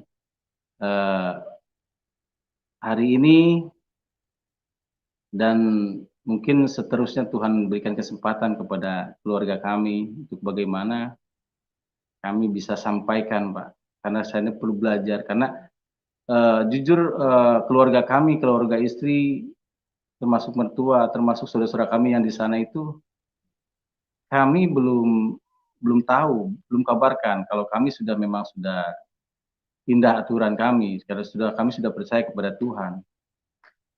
Saya belum kabarkan itu. Tapi persiapan kami di sini, saya niatkan dengan istri dan saya sendiri. Kita niatkan ini, minta kepada Tuhan, ya Tuhan berikan kekuatan saya belajar dari sini untuk bagaimana saya bisa mengabarkan perkara besar ini. Perkara firman yang Tuhan berikan kepada kami. Karena ini tanggung jawab kami, Pak. Karena jadi tuntutan kepada kami, saya harus kabarkan. Ini menjadi tuntutan kami. Karena dulu kami juga tidak tahu. Makanya kan doa Tuhan ini, ampuni Bapak karena mereka tidak tahu. Jadi tugas saya ini dengan keluarga, saya akan tugas saya itu ya untuk menyampaikan, Pak, bagaimana saya bisa kabarkan tentang Tuhan. Hanya saya terus belajar di sini.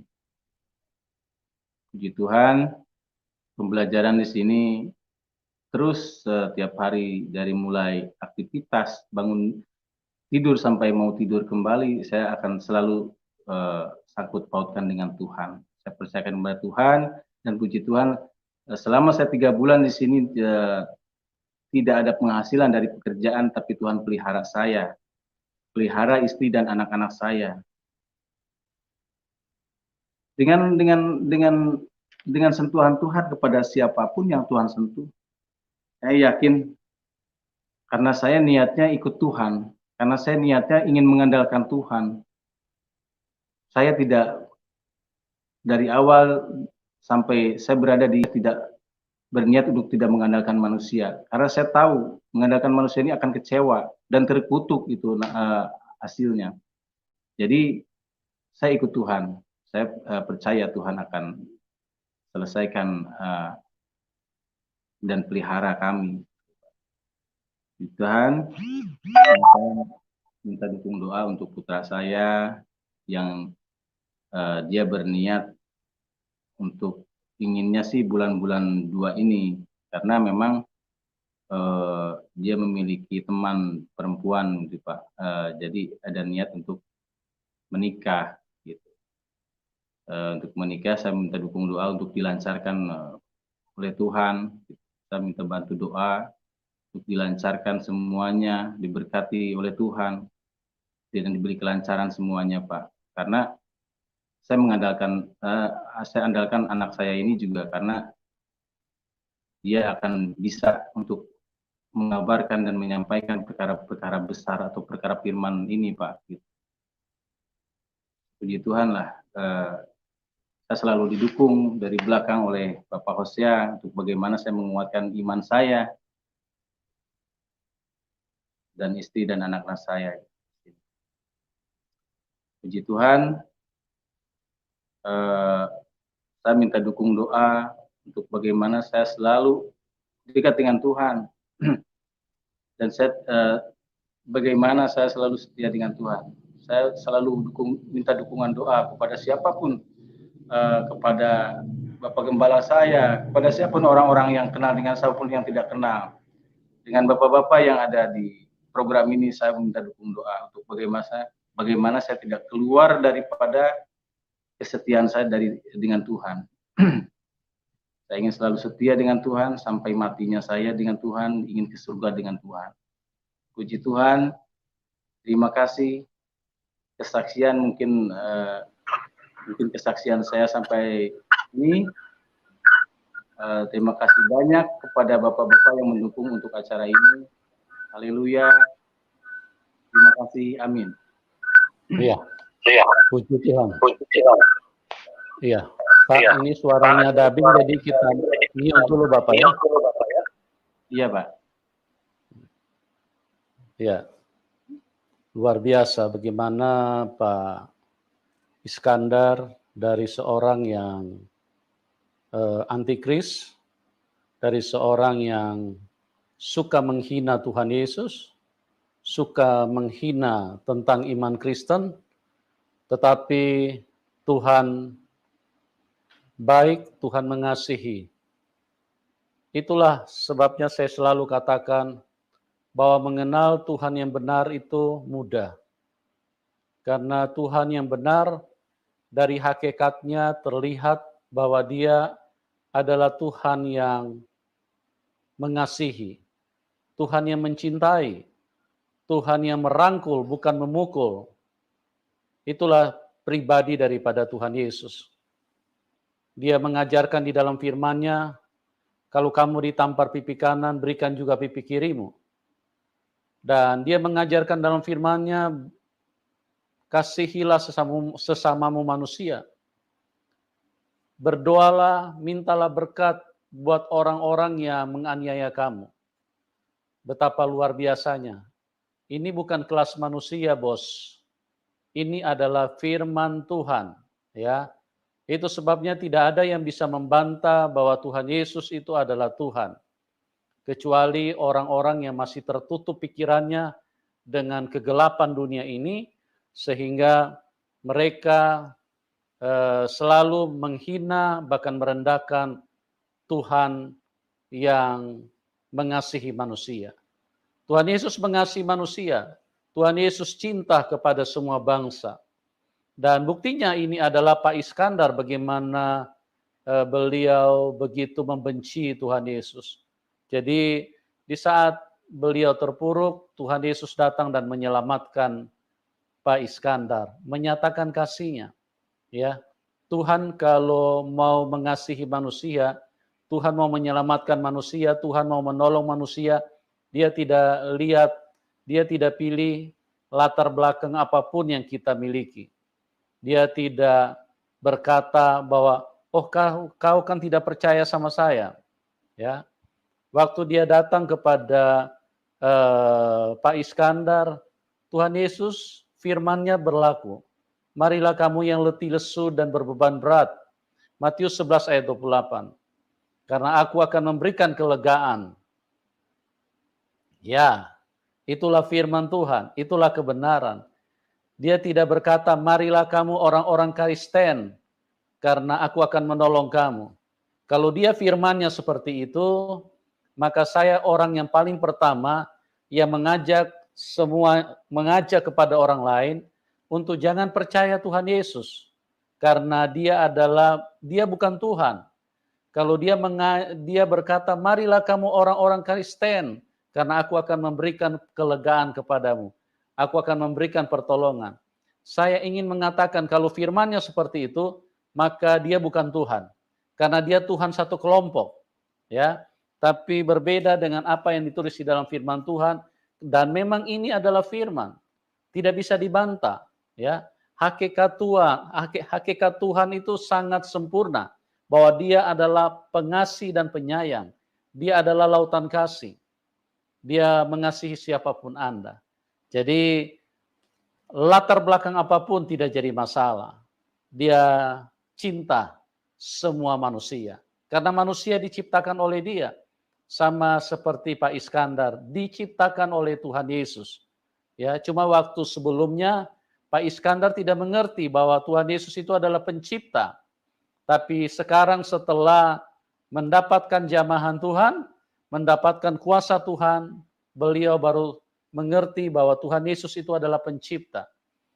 Nah, itulah sebabnya dikatakan, marilah kamu yang letih, lesu, dan berbeban berat. Jadi apapun latar belakangmu, kalau engkau sedang letih saat ini, kalau engkau sedang lesu, letih lesu, engkau sedang berbeban berat, marilah datang kepadaku, kata Tuhan. Dia sayang semua manusia, ya. Dia tidak berkata seperti yang saya sampaikan tadi, tapi dia cinta semua manusia, ya. Kalau dia hanya memilih orang-orang Kristen, dia hanya memilih orang-orang Israel, maka orang seperti Pak Iskandar itu tidak dilirik oleh Tuhan. Tidak ditengok oleh Tuhan Yesus. Karena apa? Karena dia hanya mencintai orang-orang yang percaya kepada dia. Itulah Tuhan. Bahwa dia sangat mengasihi semua manusia. Makanya dia disebut juru selamat. Dialah yang mengasihi semua manusia. Luar biasa. Ya, luar biasa kasih Tuhan. Dan saya percaya semua kita yang menyaksikan acara ini sangat diberkati, dan pada kesempatan ini saya ingin bertanya sedikit atau ingin bertanya kepada Pak Iskandar. Pak Iskandar, Bapak kan sudah diselamatkan Tuhan, ya. Kira-kira pesan-pesan apa yang Bapak bisa berikan kepada teman-teman yang menyaksikan? Ya. Kira-kira pesan-pesan apa yang Bapak bisa berikan kepada teman-teman yang menyaksikan acara ini tapi mereka belum kenal Tuhan. Mereka belum percaya kepada Tuhan Yesus. Singkat saja, Pak. Pesan apa yang Bapak bisa bagikan supaya jangan sampai terlambat, karena Tuhan Yesus itu adalah Tuhan dan Juru Selamat manusia. Silakan Pak Iskandar. Terima kasih Pak. Saya mungkin hanya berpesan kepada saudara-saudara saya yang di luar sana, dengan teman-teman ataupun orang-orang yang tidak mengenal saya, Pak. Saya berpesan untuk bagaimana menggali daripada Injil, suatu kitab yang diberikan, yang diturunkan oleh Tuhan itu yang benar. Menggali. Ketika kita menggali berusaha, maka Tuhan akan tunjukkan semuanya. Contohnya seperti saya, Pak. Ketika saya dari mulai balik sampai 43 tahun usia saya hanya bohong belaka, tidak mengerti tentang itu. Tapi ketika saya dalam 6 bulan sampai hari ini, dengan waktu yang sangat pendek sekali, bagaimana saya sudah dikenalkan Tuhan, saya sudah dipilih Tuhan.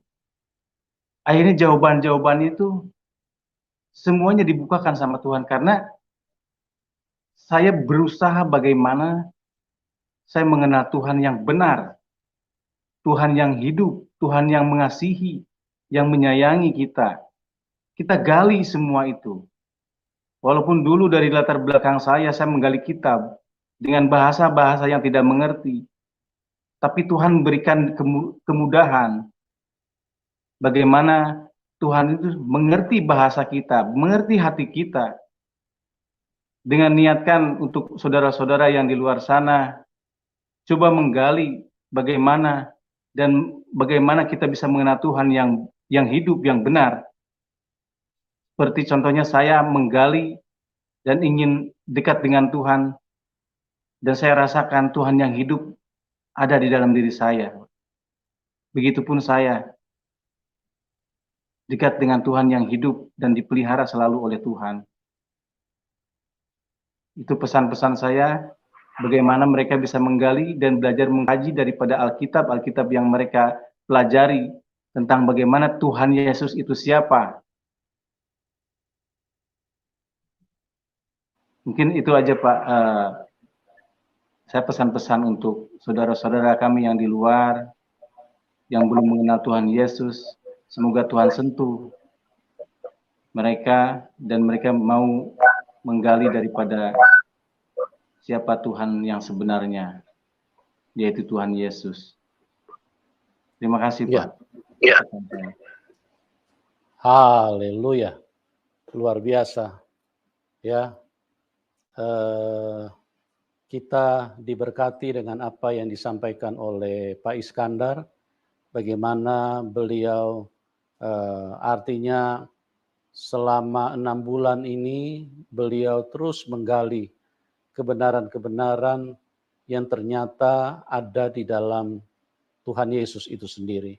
Kebenaran-kebenaran firman Tuhan yang beliau tidak paham selama ini ternyata ada di dalam Tuhan Yesus.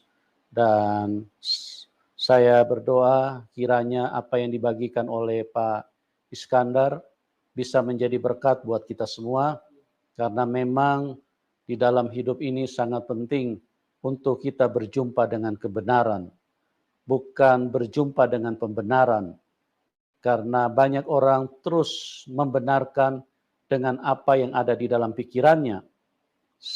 Dan hal itu bisa saja berbahaya. Karena apa? Karena pikiran manusia terlalu lemah.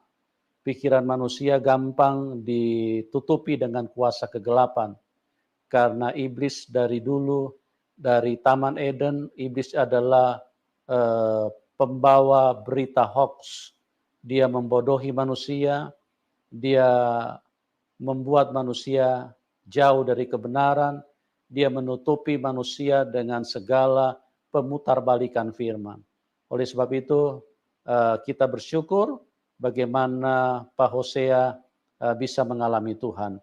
Dan bagi teman-teman yang diberkati, bisa dukung Pak Hosea, nomor rekening beliau kami taruh di layar deskripsi.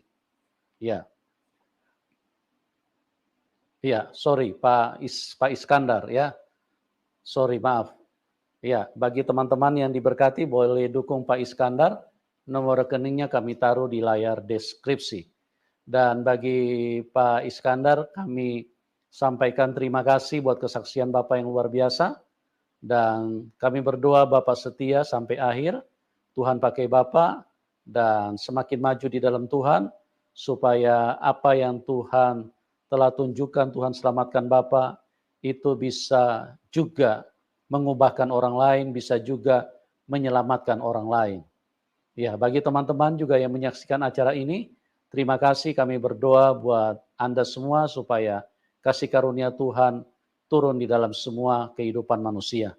Oke, kita sambut narasumber kita, Bapak Ahmad Supena. Haleluya. Selamat malam, Bapak. Shalom. Shalom. Assalamualaikum warahmatullahi wabarakatuh. Waalaikumsalam. Waalaikumsalam. Saudaraku yang dikasihi oleh Tuhan Yesus, dimanapun Bapak, Ibu, saudaraku yang berada, baik teman-teman kami dari Kristiani maupun dari Muslim, saya mengucapkan selamat malam. Tuhan menolong untuk malam hari ini. Tuhan nyatakan dari kehidupan kita ini, pribadi kita lepas pribadi masing-masing.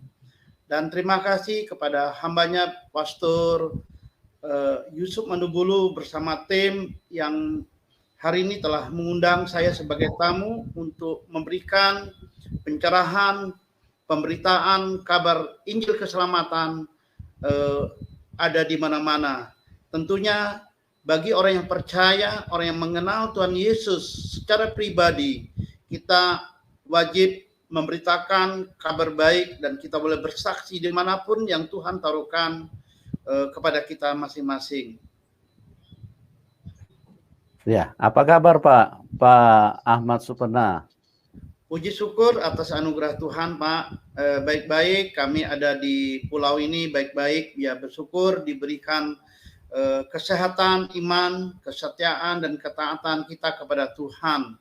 Tuhan selalu menolong kita, baik saya secara pribadi, istri dan anak-anak, dan bahkan tim dari Pak Yusuf, Pastor Yusuf yang ada di tempat.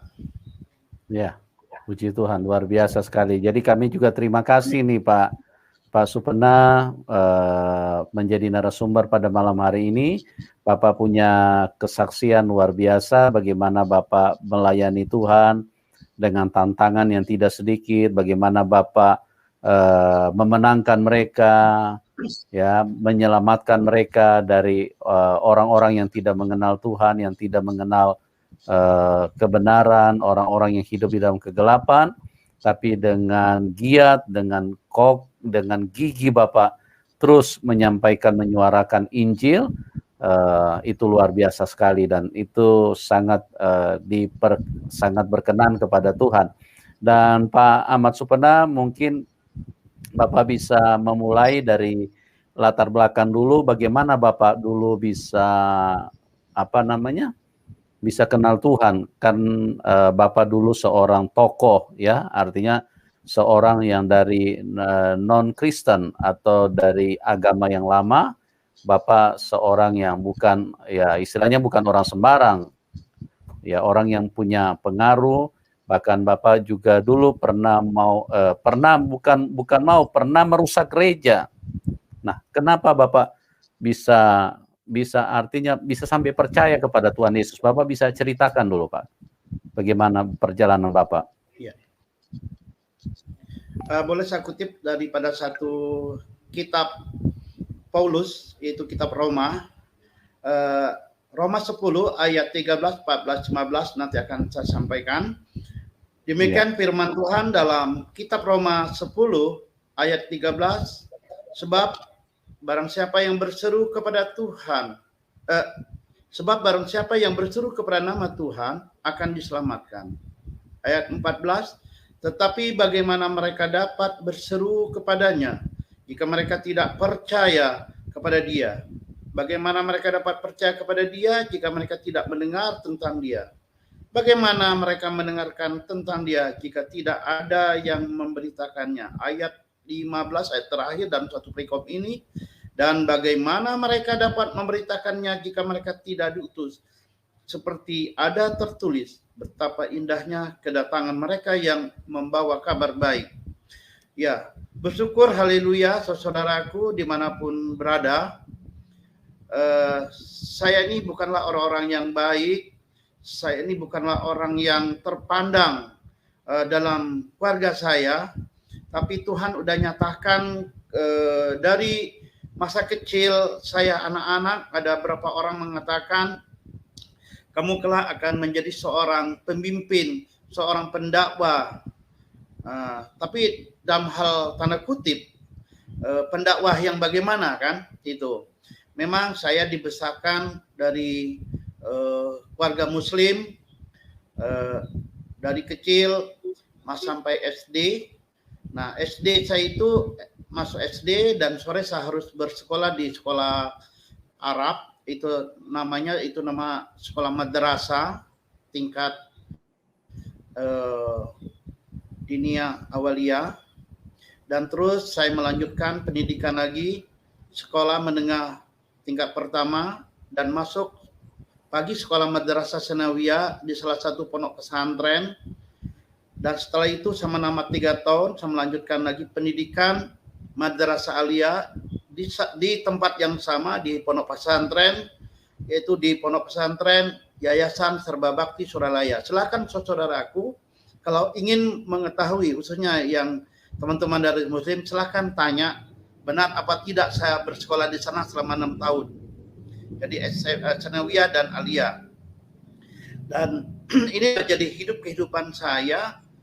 Saya tidak menyangka saya akan menjadi seorang Kristen. Nah, itulah yang menjadi kehidupan saya.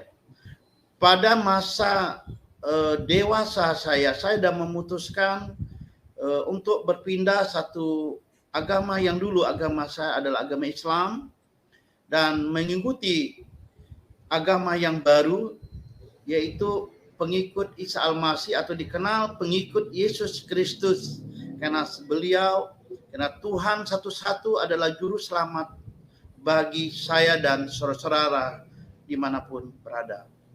Bapak Ibu yang terkasih oleh Tuhan, malam ini saya diundang oleh hambanya Pastor Yusuf Manubulu untuk kesaksian untuk kedua kali ini di tempat beliau.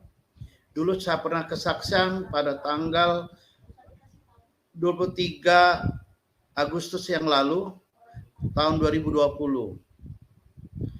Jadi saya bukan memaksakan diri untuk merusakkan gereja orang, karena dari hati nurani saya akhir menjadi saya berbuat dosa untuk merusak rumah tempat ibadah, karena pada waktu itu saya tidak tahu apa yang akan terjadi pada pribadi saya, pada hati saya.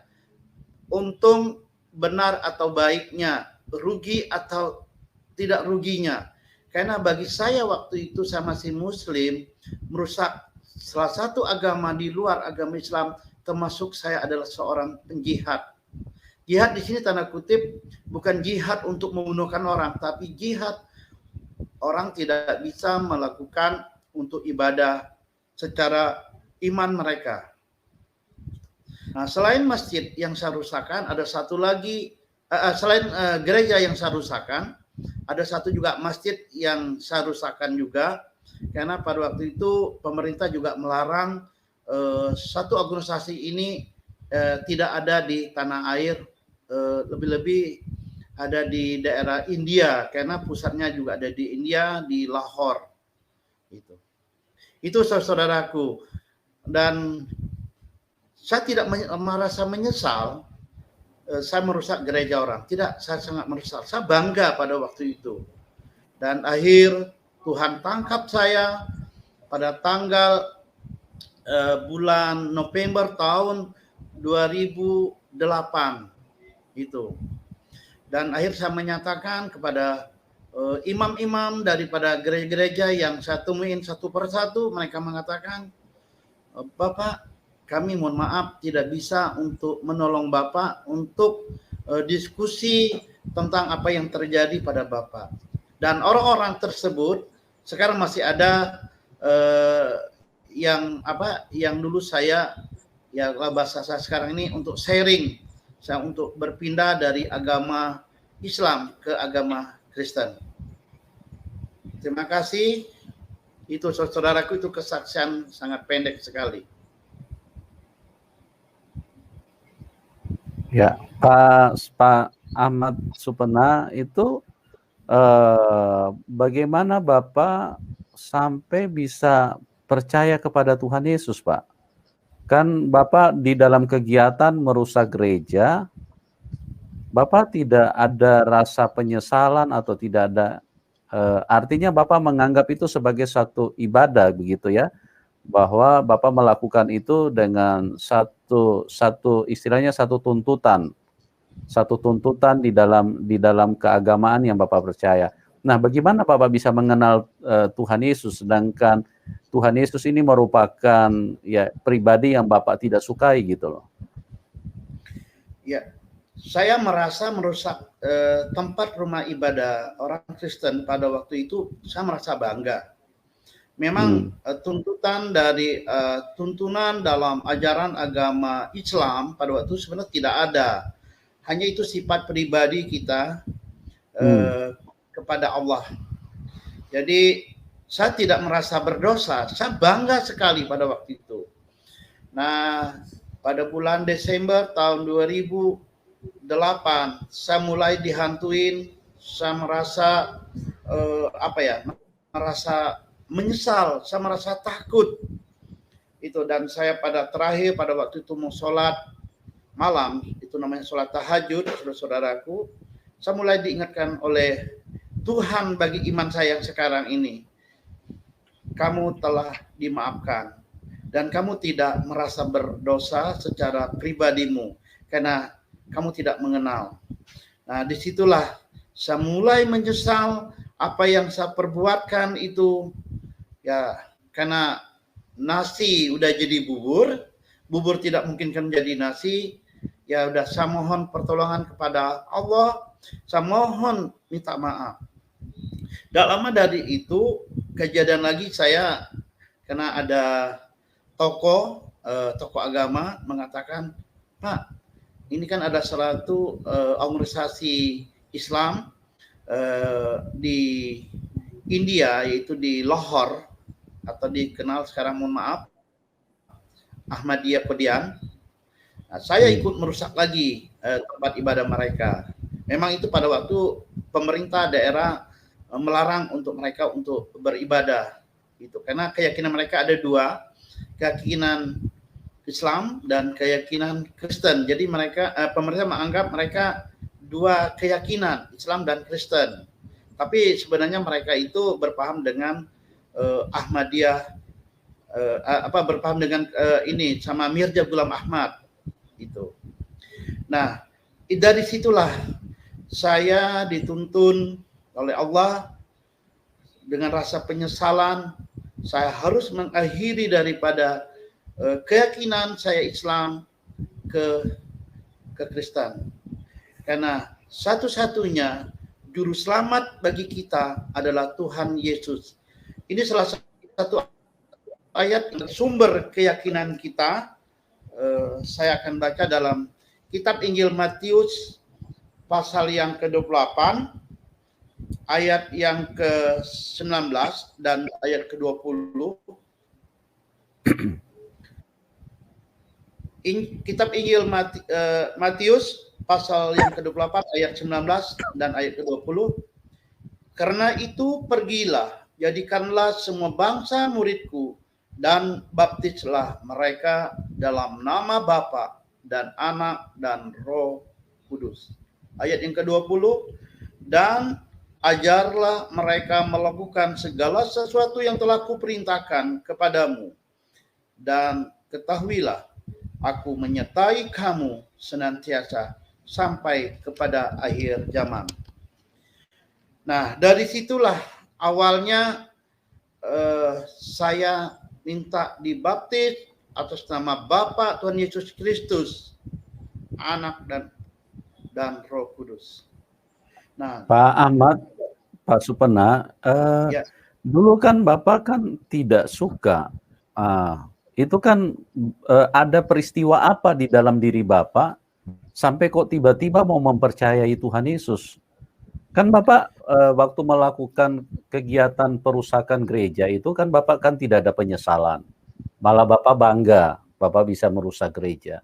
Nah, artinya Bapak kan anti kepada kekristenan. Apa yang terjadi di dalam batin Bapak sampai Bapak tiba-tiba merasa menyesal atau merasa ketakutan dan Bapak akhirnya memilih untuk mengikut Tuhan Yesus? Bagaimana suasana batin Bapak pada waktu itu, Pak? Bisa diceritakan kepada kami, Pak? Saya pada waktu itu setelah kejadian 1 bulan November itu, dan di Desember itu saya gelisah. Hati saya mau melakukan sholat, saya merasa berdosa, ya kan? Biasa saya tekun ya melaksanakan sholat, baik sholat Zuhur, Asar, Maghrib, Isya, dan Subuh, bahkan sholat-sholat sunnah, baik sholat duha, sholat rawatib, ya, sholat qobliyah dan ba'da sebelum dan sholat wajib, dan sholat istiharo dan sholat tahajud, ya, biasa dilaksanakan malam hari itu. Saya merasa gelisah dan merasa saya berdosa. Nah, di akhir saya sholat udah rakaat yang ke-10, ada sesuatu yang datang ke saya tapi tidak menampakkan wajahnya. Beliau berkata, ya, saya nggak tahu tuh arti dari mimpi yang apa ya, daripada saya jumpakan pada malam hari itu. Dia berkata begini, apapun yang kau lakukan itu bukan kesalahanmu, karena itu aku telah menebus dari segala dosa-dosamu. Nah, akhir saya ceritalah ada berapa para pendeta-pendeta, salah satu ada pastor di pulau, saya tanya, Bapak, karena Tuhan telah menghampiri Bapak, dia mengatakan Bapak telah diampunin dari segala dosa. Nah, saya tanya lagi kedua kali ke salah satu pastor itu, pastor Katolik, karena Bapak harus merasakan apa yang Bapak lakukan sehari-hari ini. Merasa berdosa atau tidak. Tapi Tuhan telah mengampunin. Dan pastor itu tidak mengatakan, saya harus pindah agama, meninggalkan agama saya yang dulu. Enggak. Akhirnya saya mesti sholat lah sampai akhir di bulan Januari tahun 2009.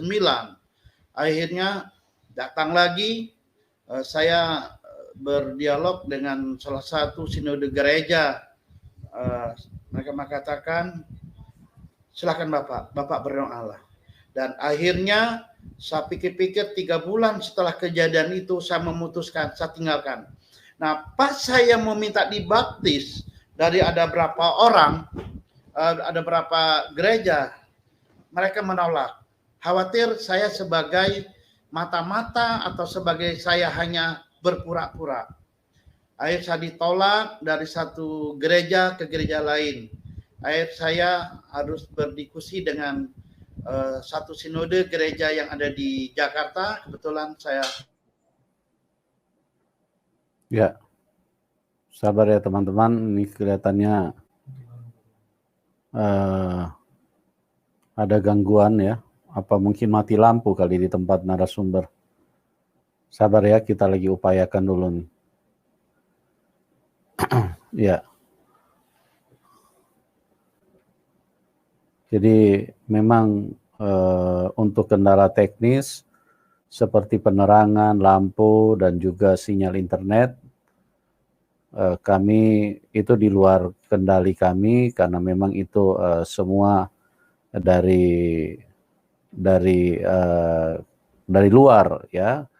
Jadi artinya dalam keterbatasan kami memang mencoba untuk berusaha agar bisa memberikan yang terbaik, tapi kalau soal masalah teknis ya kita akan coba upayakan lagi. Ya, ini kelihatannya mungkin lampunya atau penerangan yang tidak berfungsi ya. Kita berharap bisa segera teratasi supaya kita bisa lanjutkan tentang apa yang beliau alami di dalam Tuhan. Ya, kita akan hubungkan kembali dulu ya. Memang ya narasumber berada di tempat yang agak di pedesaan atau di tempat yang jaringan atau teknisnya kurang maksimal. Ya.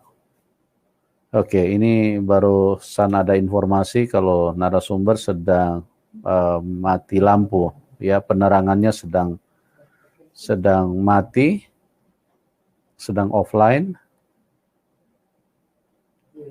Ya, kita akan coba kembali ya. Mudah-mudahan bisa segera teratasi. Ya, kita coba dulu untuk bisa terhubung kembali. Ya, kita akan maksimalkan ulang. Jadi memang kita sebagai manusia sudah seharusnya kita sedikit lebih teliti terhadap apa yang kita imani, sedikit kita lebih bersungguh-sungguh untuk mempelajari supaya jangan sampai bahwa iman kita ini justru tertuju kepada pribadi yang salah. Ya, kalau pribadi yang benar-benar itu dari Tuhan, maka itu adalah pribadi yang menyelamatkan. Tapi kalau ternyata pribadinya bukan dari Tuhan, ya kita akan rugi sendiri. Ya, kita coba lagi. Ya, ya. Halo Pak Supena. Iya, mohon maaf PLN-nya mati. Ya, puji Tuhan Bapak bisa bergabung kembali ya. Bisa dilanjutkan Pak? Ya. Jadi dari situlah akhirnya saya mendapat saran dari teman-teman. Jadi kembali kepada saya, akhirnya saya bertanya juga teman-teman dari Muslim. Akhirnya saya memutuskan saya meninggalkan Islam. Dan saya mengambil satu keputusan, satu-satu juru selamat bagi pribadi saya yang akan menolong saya adalah Yesus Kristus sebagai Tuhan yang saya sembah. Nah, setelah itu bulan Juni tahun 2009 akhirnya saya menemu salah satu hamba Tuhan yang ada di Pulau Bali, salah satu gereja. Saya akhir bertanya ke beliau, saya bawa Al-Quran dan Al-Quran terjemahan. Akhir kami berdialog. Akhir beliau mengatakan itu yang diambil adalah mengenai tentang Ibrahim, Ismail, Ishak. Nah, saya bilang kalau saya menang, Bapak Pendeta yang ikut jadi Muslim. Tapi kalah saya dalam memberi jawaban itu, saya akan menjadi pengikut Isa Al-Masih. Hari pertama masih masih stabil. Hari kedua masih stabil. Hari ketiga akhirnya saya kalah, saya tidak bisa memberikan suatu pemahaman yang baik tentang pengorbanan seorang Ismail dan Ishak. Ternyata yang dikorbankan adalah kesetiaan dan ketaatan seorang Ibrahim. Maka Ibrahim bagi saya adalah Abraham. Abraham, Ibrahim sama, satu bapak adalah bapak leluhur. Akhirnya pada bulan Juni tanggal 2 saya memutuskan minta dibaptis. Dan tanggal 5 Juni tahun 2009 saya akhir memutuskan untuk belajar teologi di salah satu sekolah tinggi teologi yang ada di Bali, dan saya akhir dipindahkan ke Jakarta. Nah, disitulah pergejolakan saya belajar tentang apa keselamatan, apa tentang Tuhan, apa yang ya semua mata-mata pelajaran itu yang saya harus belajarkan di sana itu. Ya. Oke, berarti Bapak sempat belajar Alkitab di Bali. Nah, selama Bapak mengambil keputusan setelah mendengar suara yang menyatakan tentang keselamatan, Bapak waktu itu meresponinya bertanya dengan istri, apa mengambil keputusan secara pribadi pada waktu itu, Pak? Saya secara pribadi mengambil keputusan, saya enggak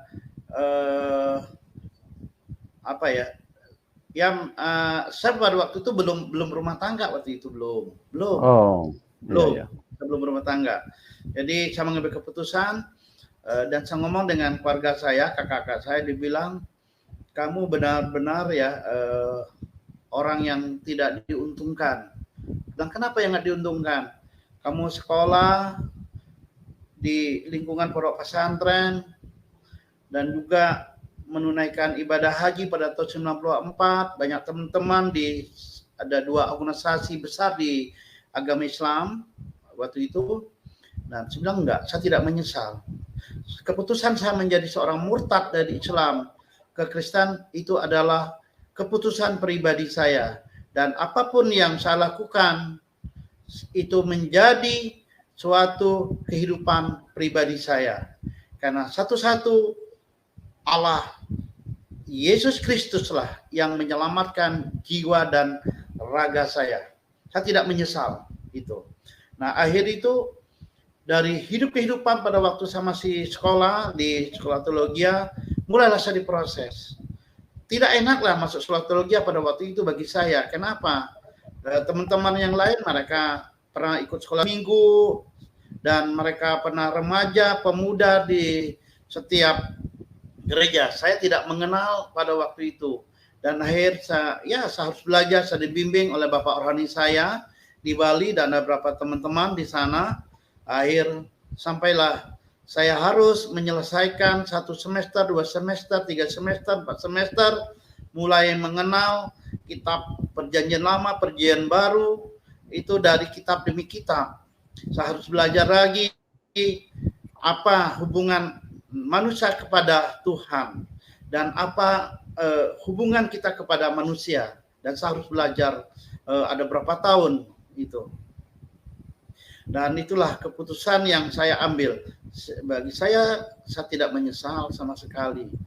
Dan dari proses itu, saya harus bersyukur atas anugerah yang Tuhan berikan. Saya harus menyelesaikan pendidikan teologi. Saya kebetulan mengambil jurusan pastoral kependetaan pada waktu itu. Nah setelah selesai menyelesaikan itu, saya harus bergabung di satu sinode gereja, dan saya memulai mengikuti di situ. Dan akhir saya diutus oleh mereka untuk sebagai pemberita Injil. Nah, mulai dari Jakarta, Bekasi, habis itu saya di Jawa Tengah, di kota Jawa Tengah, ya, itu di Tegal. Habis itu saya dipindahkan lagi salah satu pulau. Pulau cukup besar pulau ini. Saya bersyukur pada Tuhan. Apapun yang saya kerjakan, Tuhan tidak pernah meninggalkan saya. Tuhan menolong saya semuanya itu. Karena berkat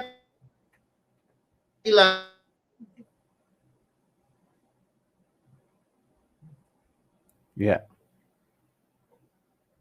Pak Supena. Ya, ini jaringannya kelihatan agak terganggu ya. Pak Supena. Pak Supena.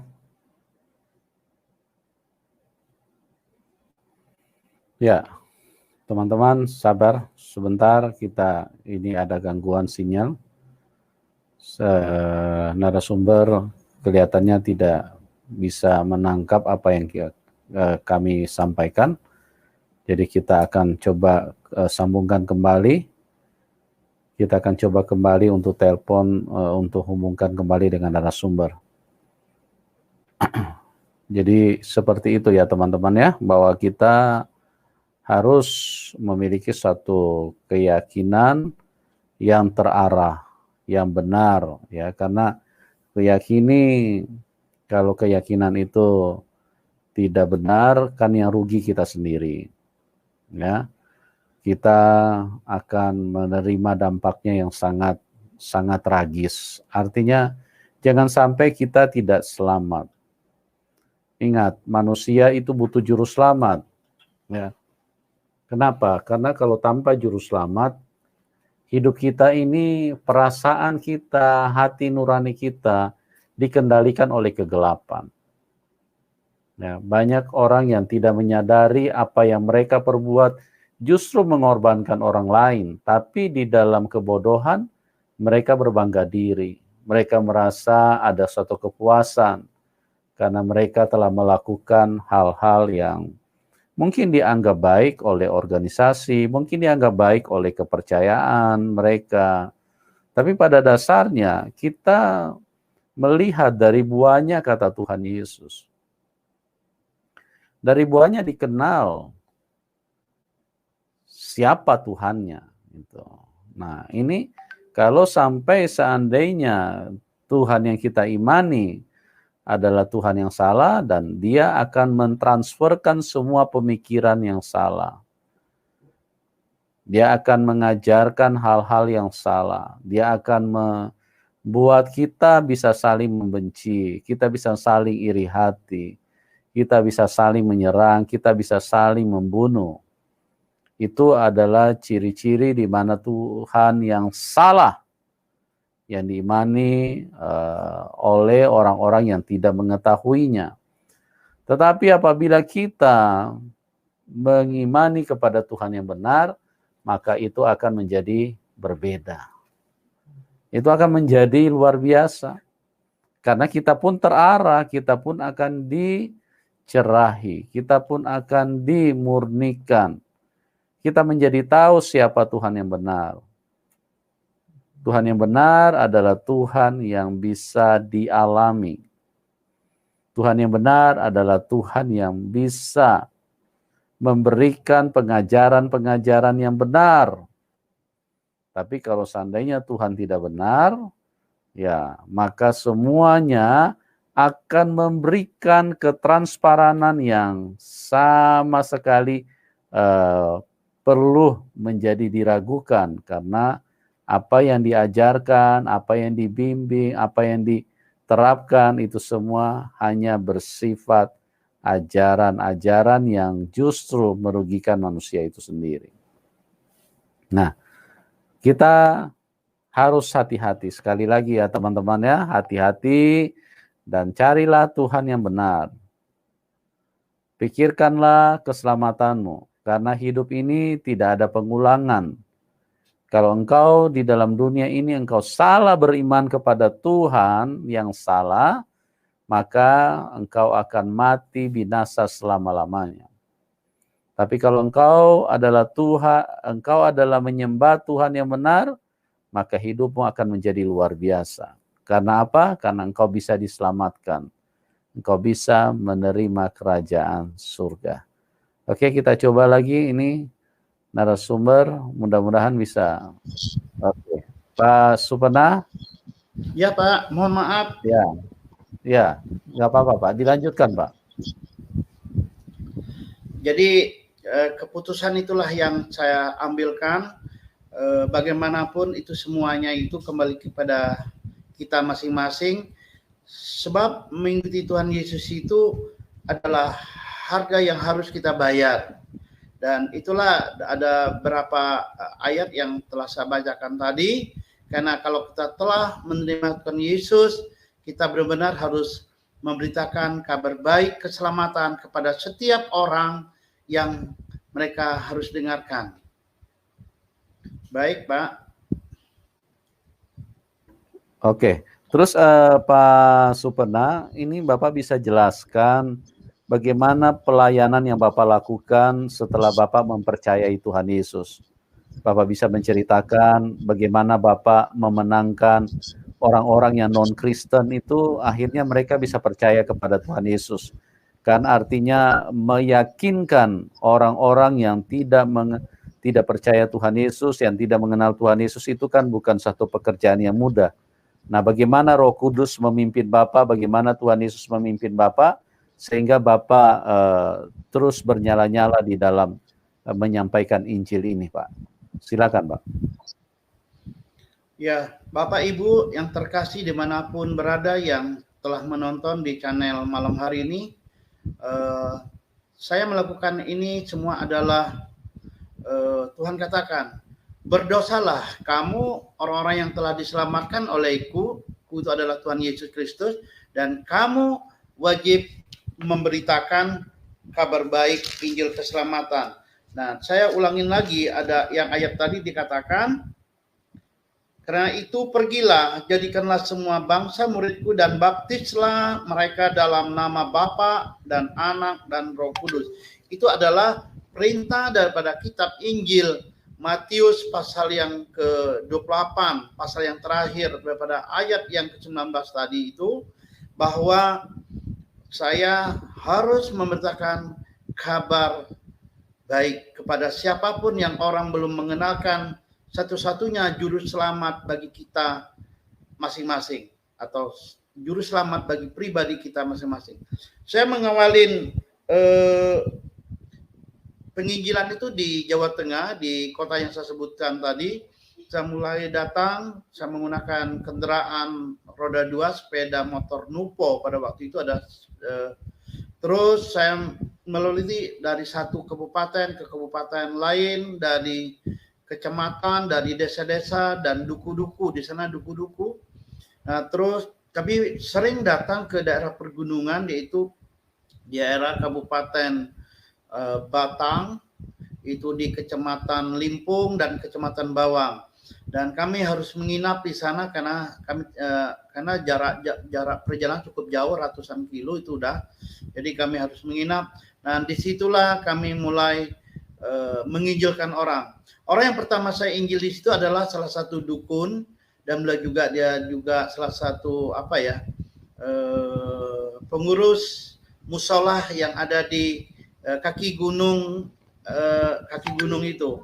Dan saya diterima oleh beliau di situ. Kami cukup kalau bahasa kita dunia ini, saya berdebat sama beliau. Akhir dia berkatakan, Pak, saya tinggalkan saya sebagai profesi sebagai dukun, sebagai imam di masjid itu. Akhir dia menerima satu-satunya juru selamat. Dan tidak lama akhirnya juga beliau meninggal bersama Tuhan, meninggal dunia ya itu. Dan ada satu rumah yang terima kami di sana, yaitu keluarga besar dari Muslim juga. Dan juga beliau setiap kami datang ke sana selalu beliau mengasih tahu ke saya, itu saya punya teman. Saya datang satu persatu. Nah, saya bersaksi bahwa Tuhan selalu memberikan pengampunan kepada kita, karena kita adalah orang-orang yang berdosa. Saya cerita kehidupan pribadi saya sebagai seorang penginjil, dan mereka mau menerima kita, dan mereka juga memutuskan untuk menerima Tuhan Yesus sebagai juru selamat secara pribadi bagi mereka. Nah, saya dari minggu ke minggu saya harus berjalan sesuai dengan tugas saya sebagai penginjil di daerah Jawa Tengah bagian utara, yaitu Ekers dan Pekalongan. Terus saya menghabiskan waktu di sana lebih kurang hampir 7 tahun kami di sana di Jawa Tengah, dan akhir saya harus kembali dipanggil oleh sinode untuk kembali ke Jakarta. Saya harus mengakhiri masa pelayanan saya di Jawa Tengah. Dan tahun kemarin Agustus 2020 saya harus ke tempat yang baru, tempat pelayanan baru, yaitu penginjilan ke satu pulau, yaitu pulau besar yang ada di daerah tempat saya ini. Nah, sebelum saya berangkat ke tempat pelayanan yang baru, saya ditantang oleh satu sinode kita ini, Pak, Bapak bisa memenangkan teman-teman dari pemulung. Dan kami hampir tiap hari lah ya, kita datang ke pemulung di daerah Tangerang, karena Tangerang kan dibagi 3 ya, 2 kota, 1 kabupaten. Dan saya datang ke pemulung itu, mereka awal-awal tidak mau terima kita, ya kan. Akhir saya terus berjumpa dengan beliau, terus berjumpa lagi satu keluarga lagi, akhir dari itu kelompok itu akhirnya menerima kita. Kami bersaksilah dalam kehidupan itu. Ya, bersyukur ada murid saya, anak orani saya, kami menangkan mereka itu, satu keluarga. Akhirnya kami menang lagi keluarga yang lain itu. Akhirnya saya ada berapa bulan di sana, saya diutuskan ke tempat pelayanan yang baru itu. Di sini pun saya berdoa kepada Tuhan, Roh Kudus, bukakan hati hamba-Mu ini untuk memberitakan kabar baik kepada orang yang belum percaya kepadamu, satu-satu juru selamat. Akhir kami menemukan satu orang. Nah, dari satu orang ada yang satu keluarga itu, termasuk ada saudara kita dari utara Pulau Sumatera. Akhirnya mereka juga mengambil suatu keputusan untuk menerima satu-satu juru selamat. Tapi itu penginjilan itu dilakukan pada tengah malam hari. Biasa saya datang jam 11 malam, pulang kadang jam 1, jam 2, jam 3. Itu. Ya, bersyukur hasil dari buah pekerjaan Tuhan di tempat kami melayani di sini, mereka memutuskan mengikuti Tuhan Yesus, satu-satu juru selamat, dan mereka dibaptis pada bulan Februari yang lalu. Dan akhir beliau kembali ke Sumatera utaranya Pulau Sumatera ya. Jadi ya, kami juga berdoa untuk hambanya ini, anak rohani saya, untuk kembali ke Pulau Bangka untuk melanjutkan apa yang kerinduan dia untuk memenangkan jiwa-jiwa yang lain. Di sini di tempat kami ini piti-piti lah yang kami baptis, 50% yang dari agama Islam dan 5% dari Konghucu dan Buddha di sini. Ya, saya memasukin berkunjung ke tempat mereka itu satu persatu dari rumah ke rumah mereka itu. Memang luar biasa, Tuhan menolong saya, baik saya, istri dan kedua anak saya ini, benar-benar Tuhan selalu membuka pintu untuk mereka masing-masing itu. Tapi tidak semudah yang kita bayangkan secara dunia, tapi pekerjaan Tuhan terus berkarya itu. Ya, puji syukur bulan Oktober kita baptiskan ada 26 jiwa yang diselamatkan, bulan Desember, bulan Januari dan bulan Februari. Itu kebanyakan dari Muslim. Dan kami juga lagi saat ini lagi konsentrasi, lagi membina ada berapa jiwa-jiwa yang diselamatkan oleh Tuhan. Karena itu bukan saya dan bukan keluarga saya, karena itu semua adalah Tuhan yang berkarya untuk kami semua. Kami sebagai alat Tuhan, kami untuk memberitakan kabar baik. Kenapa? Kami telah menerimakan satu-satu keselamatan dari Tuhan Yesus. Kami berdosa kalau tidak menginjil, memberitakan kabar baik kepada orang yang belum percaya.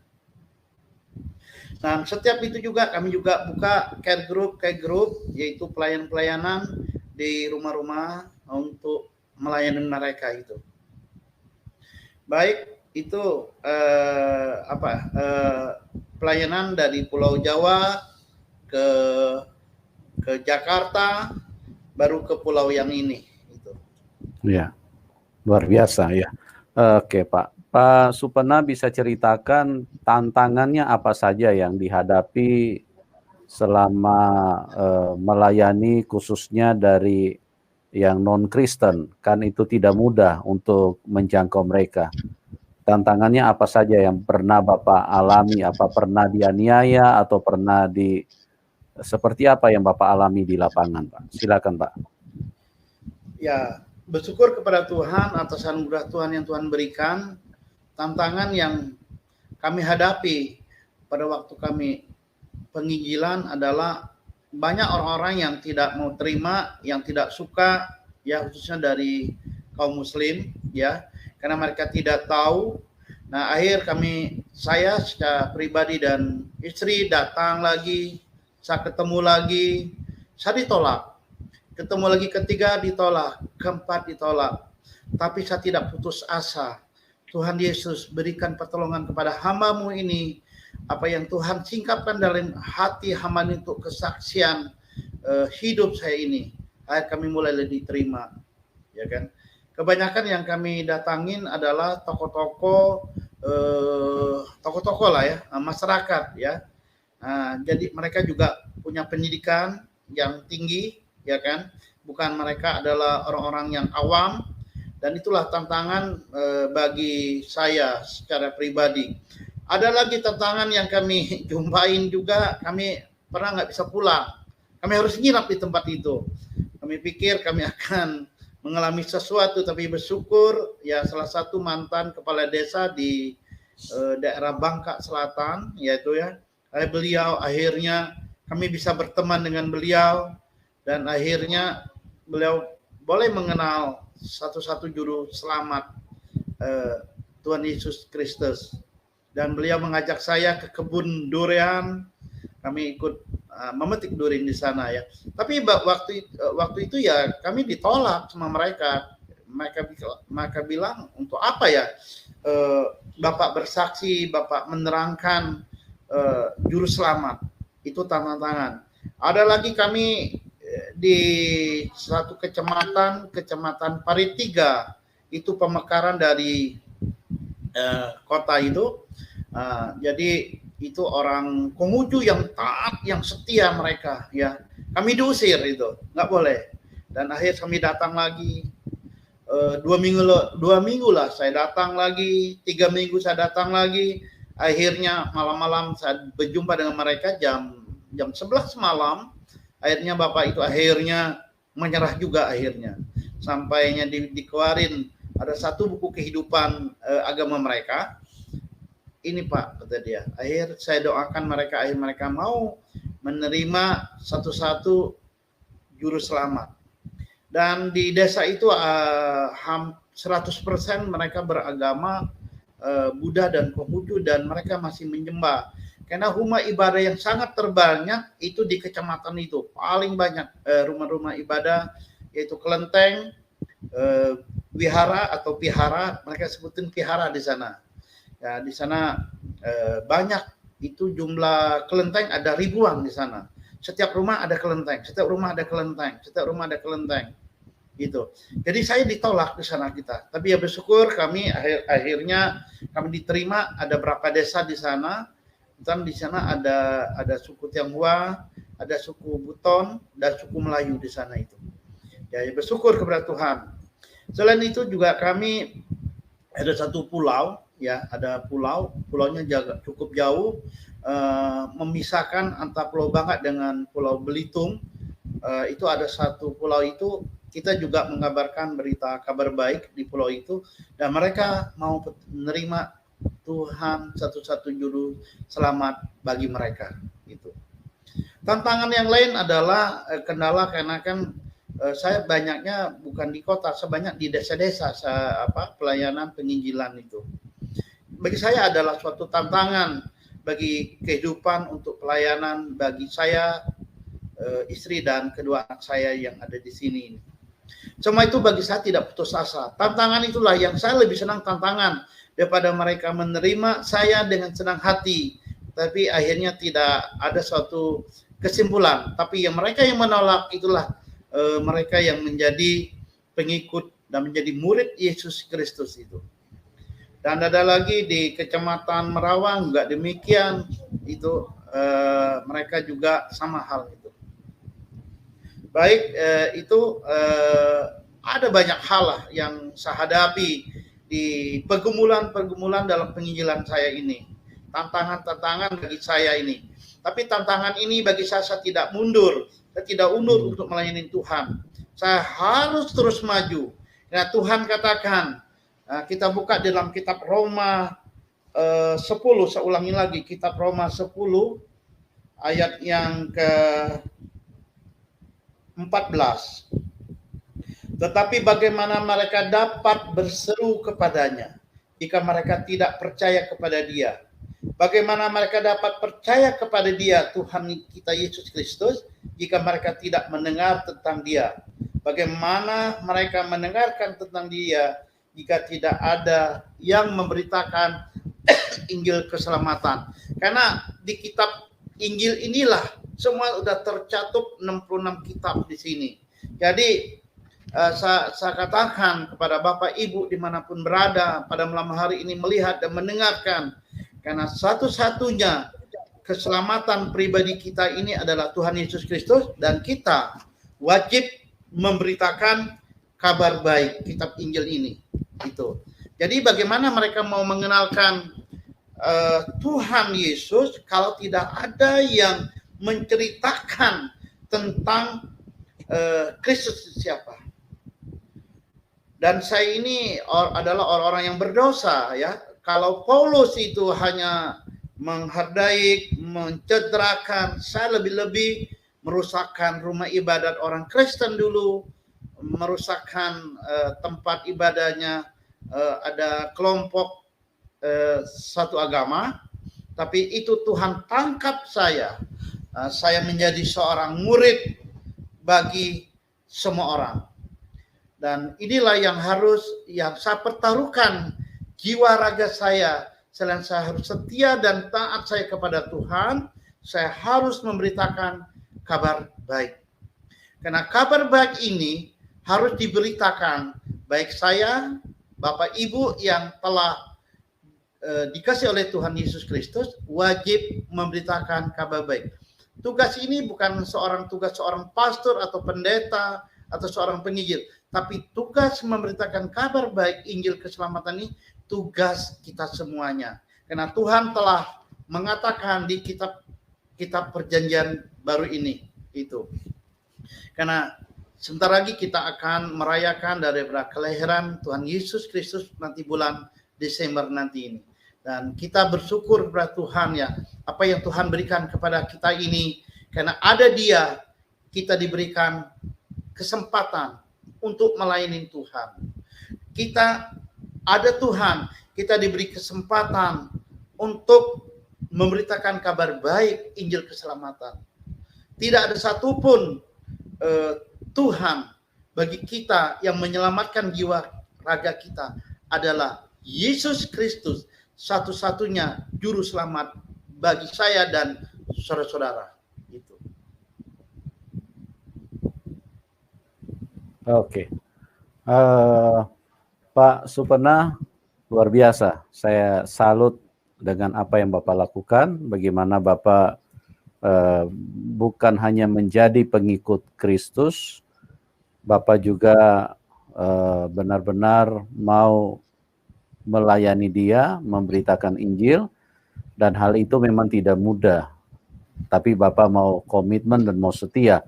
Nah, Bapak bisa ceritakan kepada kami mujizat-mujizat apa saja yang Bapak alami setelah Bapak berjumpa Tuhan Yesus, atau bahkan di dalam pelayanan, apa saja yang Bapak rasakan sehingga itu menguatkan iman Bapak dan semakin terus ingin berbuah di dalam Tuhan Yesus. Silakan, Pak.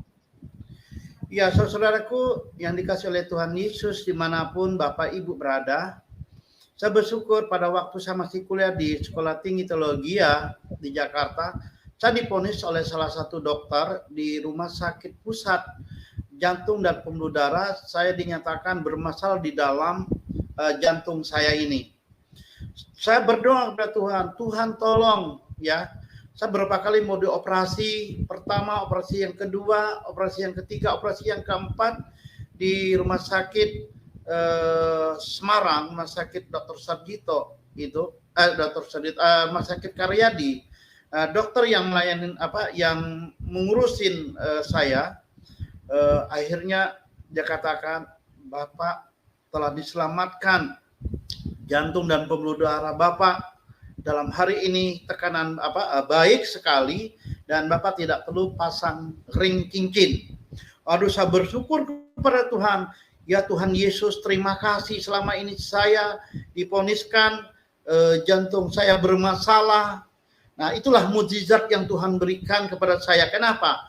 Upah dari Tuhan Yesus saya memberitakan kabar baik, kabar sukacita adalah sembuh saya dari sakit jantung saya ini. Kedua, mukjizat apa yang saya terima kepada Tuhan selama ini, hidup saya merasa was-was apa yang harus saya lakukan. Saya sebagai anak Tuhan, sebagai hamba Tuhan, ya saya bersyukur kepada Tuhan, kebaikan, kemurahan Tuhan yang Tuhan berikan kepada kami. Saya pada waktu itu, luar biasa lah selama saya waktu di Jawa Tengah, hidup saya, tapi Tuhan benar-benar anugerah yang Tuhan berikan kepada saya. Saya dulu tinggal tempat rumah, sering banjir, sering kami waktu di Jawa Tengah di daerah, karena dekat dari pinggir pantai, ya bersyukur kami tidak pernah lagi dapat banjir. Kenapa? Karena Tuhan telah menolong saya secara pribadi, istri dan kedua anak saya ini. Kami harus bersyukur kepada Tuhan, mukjizat yang Tuhan berikan. Mukjizat ketiga, saya tidak pernah lagi sakit. Biasa waktu saya di Jawa Tengah, 3 bulan saya masuk rumah sakit, saya harus dirawat. 3 bulan, 4 bulan saya harus dirawat. 1 tahun bisa 4-5 kali saya waktu itu. Ya, saya harus dirawat di rumah sakit, salah satu rumah sakit swasta di sana.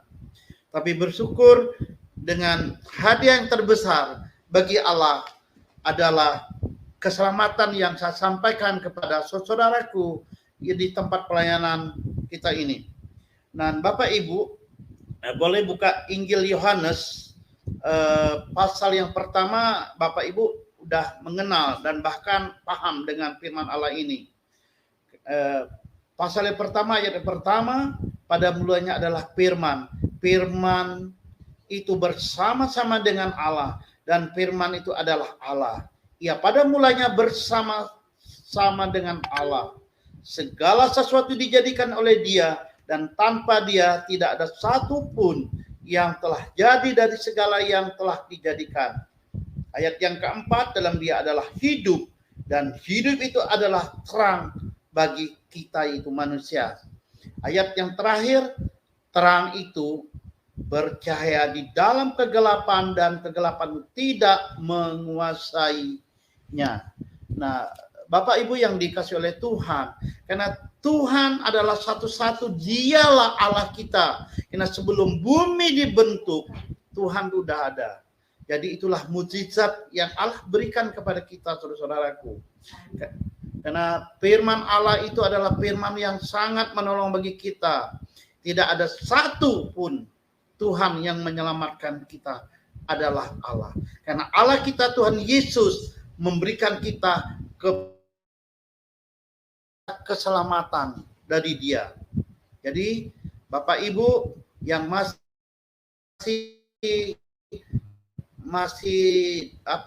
ragu siapa Tuhan Yesus itu, karena hari ini Dia telah datang pada kita, baik saya maupun Bapak Ibu yang telah mendengar dan melihat channel malam hari ini. Itu. Jadi mujizat-mujizat itulah yang kami terima, yang daripada Tuhan. Itu. Oke, luar biasa sekali. Jadi teman-teman, Tuhan Yesus itu bukan hanya dituhankan, tapi memang Dia Tuhan terbukti. Dia melakukan mujizat-mujizat kepada pengikutnya, kepada orang yang percaya, kepada semua manusia. Dan memang itu adalah satu pembuktian yang mutlak bahwa Dia adalah Tuhan. Karena kalau kita katakan Dia Tuhan, Dia Maha Kuasa. Nah, kalau Anda tidak mengalami kuasa Tuhan, berarti mohon maaf, dipertanyakan apakah benar Anda memiliki Tuhan. Tapi kalau kita mengalami kuasa Tuhan, orang lain mau tidak percaya, itu tidak masalah. Tapi kita sendiri pribadi, kita mengalami Tuhan. Artinya kita merasakan kuasanya yang besar, itu terjadi di dalam hidup kita. Dan itu menguatkan, itu penting sekali. Untuk mengenal Tuhan, harus melihat kuasanya, melihat kasih-Nya. Baru kita bisa mengatakan bahwa Dia adalah Tuhan pengasih dan penyayang, bahwa Dia adalah Tuhan yang Maha Kuasa. Luar biasa.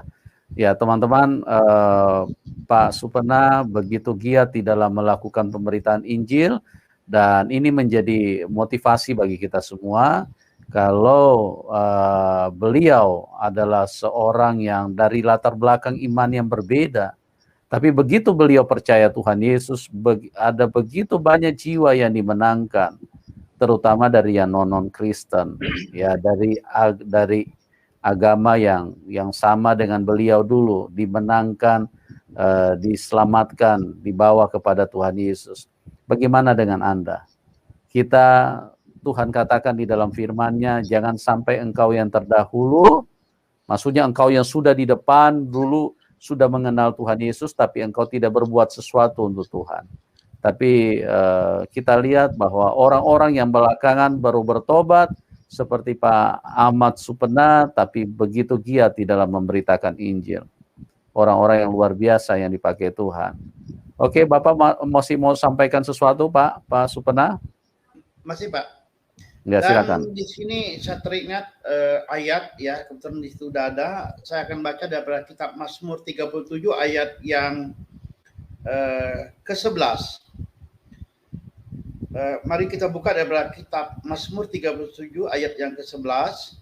Tetapi orang-orang yang rendah hati akan mewarisi negeri dan bergembira karena kesejahteraan yang berlimpah-limpah. Dulu saya adalah orang yang berdosa, orang yang mencelakai dan saya mengajak orang-orang dari Katolik dan Kristen untuk menjadi orang Islam. Dan hari ini Tuhan telah buktikan apa yang Tuhan lakukan di dalam Mazmur 37 ayat 11 ini, bagaimana Tuhan memberikan kita berlimpah-limpah. Ya, berlimpah-limpah yang pertama adalah Tuhan telah memberikan kesehatan kepada kita. Tuhan telah menolong kita daripada sakit penyakit, kita susah dalam ekonomi, dari susah untuk belajar, untuk sekolah, tapi Tuhan memberikan kita kesejahteraan karena Tuhan telah melimpah-limpah kepada pribadi kita ini. Karena setiap anak Tuhan yang percaya dia adalah juru selamat kita, dia membimbingkan kita baik secara pribadi, keluarga, kepala rumah tangga, seorang bapak, seorang imam bagi rumah tangga kita. Kita diwariskan dari Tuhan, yaitu berkat yang tidak Tuhan berikan kepada orang lain adalah iman Kristen. Kedua adalah iman kesehatan. Ketiga adalah iman berkat. Nah, jadi saudaraku, kita yang orang yang telah percaya, ya, kita harus rendah hati, kita mawas diri, kita tidak bermegah-megah. Dan selanjutnya apa yang Tuhan taruhkan kepada kita ini adalah bagaimana pengorbanan kita, yaitu Tuhan mati di kayu salib untuk menyelamatkan saya dan saudara-saudara, dan bagaimana mengaplikasikan daripada firman Allah yang hidup ini adalah kita wajib menyerahkan diri kepada Tuhan. Apapun yang kita miliki dari Tuhan, kita memberikan untuk pekerjaan Tuhan. Kita menolong setiap hamba-hamba Tuhan dimanapun mereka berada, baik yang ada di kota, yang ada di darat, yang ada di pulau, ada di desa-desa yang terpencil. Banyak hamba-hamba Tuhan yang harus kita support, kita menolong mereka. Karena apa? Kita telah diberikan oleh Tuhan adalah berkat yang berkelimpahan. Itu saudaraku. Dan itulah kesaksian hidup saya malam hari ini. Tuhan selalu menolong saya dan Bapak Ibu dimanapun berada, baik yang ada di Indonesia, yang ada di Malaysia, yang ada di Timur Tengah, bahkan di Eropa. Bahkan banyak orang-orang dengan mendengarkan kesaksian dari channel Pastor Yusuf Manubulu, banyak orang yang dimenangkan. Kita support, kita dukung setiap pekerjaan Tuhan, khususnya untuk YouTube daripada Pak Yusuf Manubulu, bahkan untuk tim beliau. Kita support, yang pertama yang kita support adalah pengharapan kepada Tuhan, yaitu kita mendoakan mereka. Itu support yang lain adalah kalau kita mempunyai sesuatu, kita support kepada untuk pekerjaan Tuhan. Baik itu Bapak Ibu yang terkasih oleh Yesus Kristus yang telah diselamatkan, dan itulah kesaksian kecil, kesaksian hidup saya sebagai pelayan Tuhan. Haleluya. Terima kasih banyak Pak Ahmad Supena. Anda luar biasa sekali dipakai Tuhan. Sama-sama. Banyak memenangkan jiwa dan ke tempat-tempat yang terpencil, ke tempat-tempat yang banyak orang tidak lirik, tidak ingin pergi ke sana, tapi Pak Supena ini dengan begitu giat melakukan terus karena merasa berhutang budi kepada Tuhan. Tuhan Yesus begitu baik, telah mengampuni dan telah menyelamatkan dan menyediakan surga buat kita semua. Itulah yang dilakukan oleh Pak Supena. Ya, bagi teman-teman yang diberkati, silakan dukung Pak Supena. Anda bisa salurkan dukungan Anda di layar deskripsi. Di situ Anda bisa salurkan persembahan-persembahan dukungan buat pelayanan beliau. Beliau adalah orang yang ada di garis depan untuk menyelamatkan banyak jiwa buat kerajaan surga. Demikian buat kesaksian dari Pak Supena. Terima kasih buat Pak Supena yang sudah berbagi dengan kami, luar biasa. Apa yang Anda bagikan itu sangat berguna buat kita semua. Dan juga teman-teman, terima kasih buat kebersamaannya. Doa kami buat Anda semua supaya Tuhan Yesus memberikan kemurahannya sehingga kita semua boleh diselamatkan. Dan kita akan berjumpa di program selanjutnya, dan salam kemenangan buat kita semua. Amin.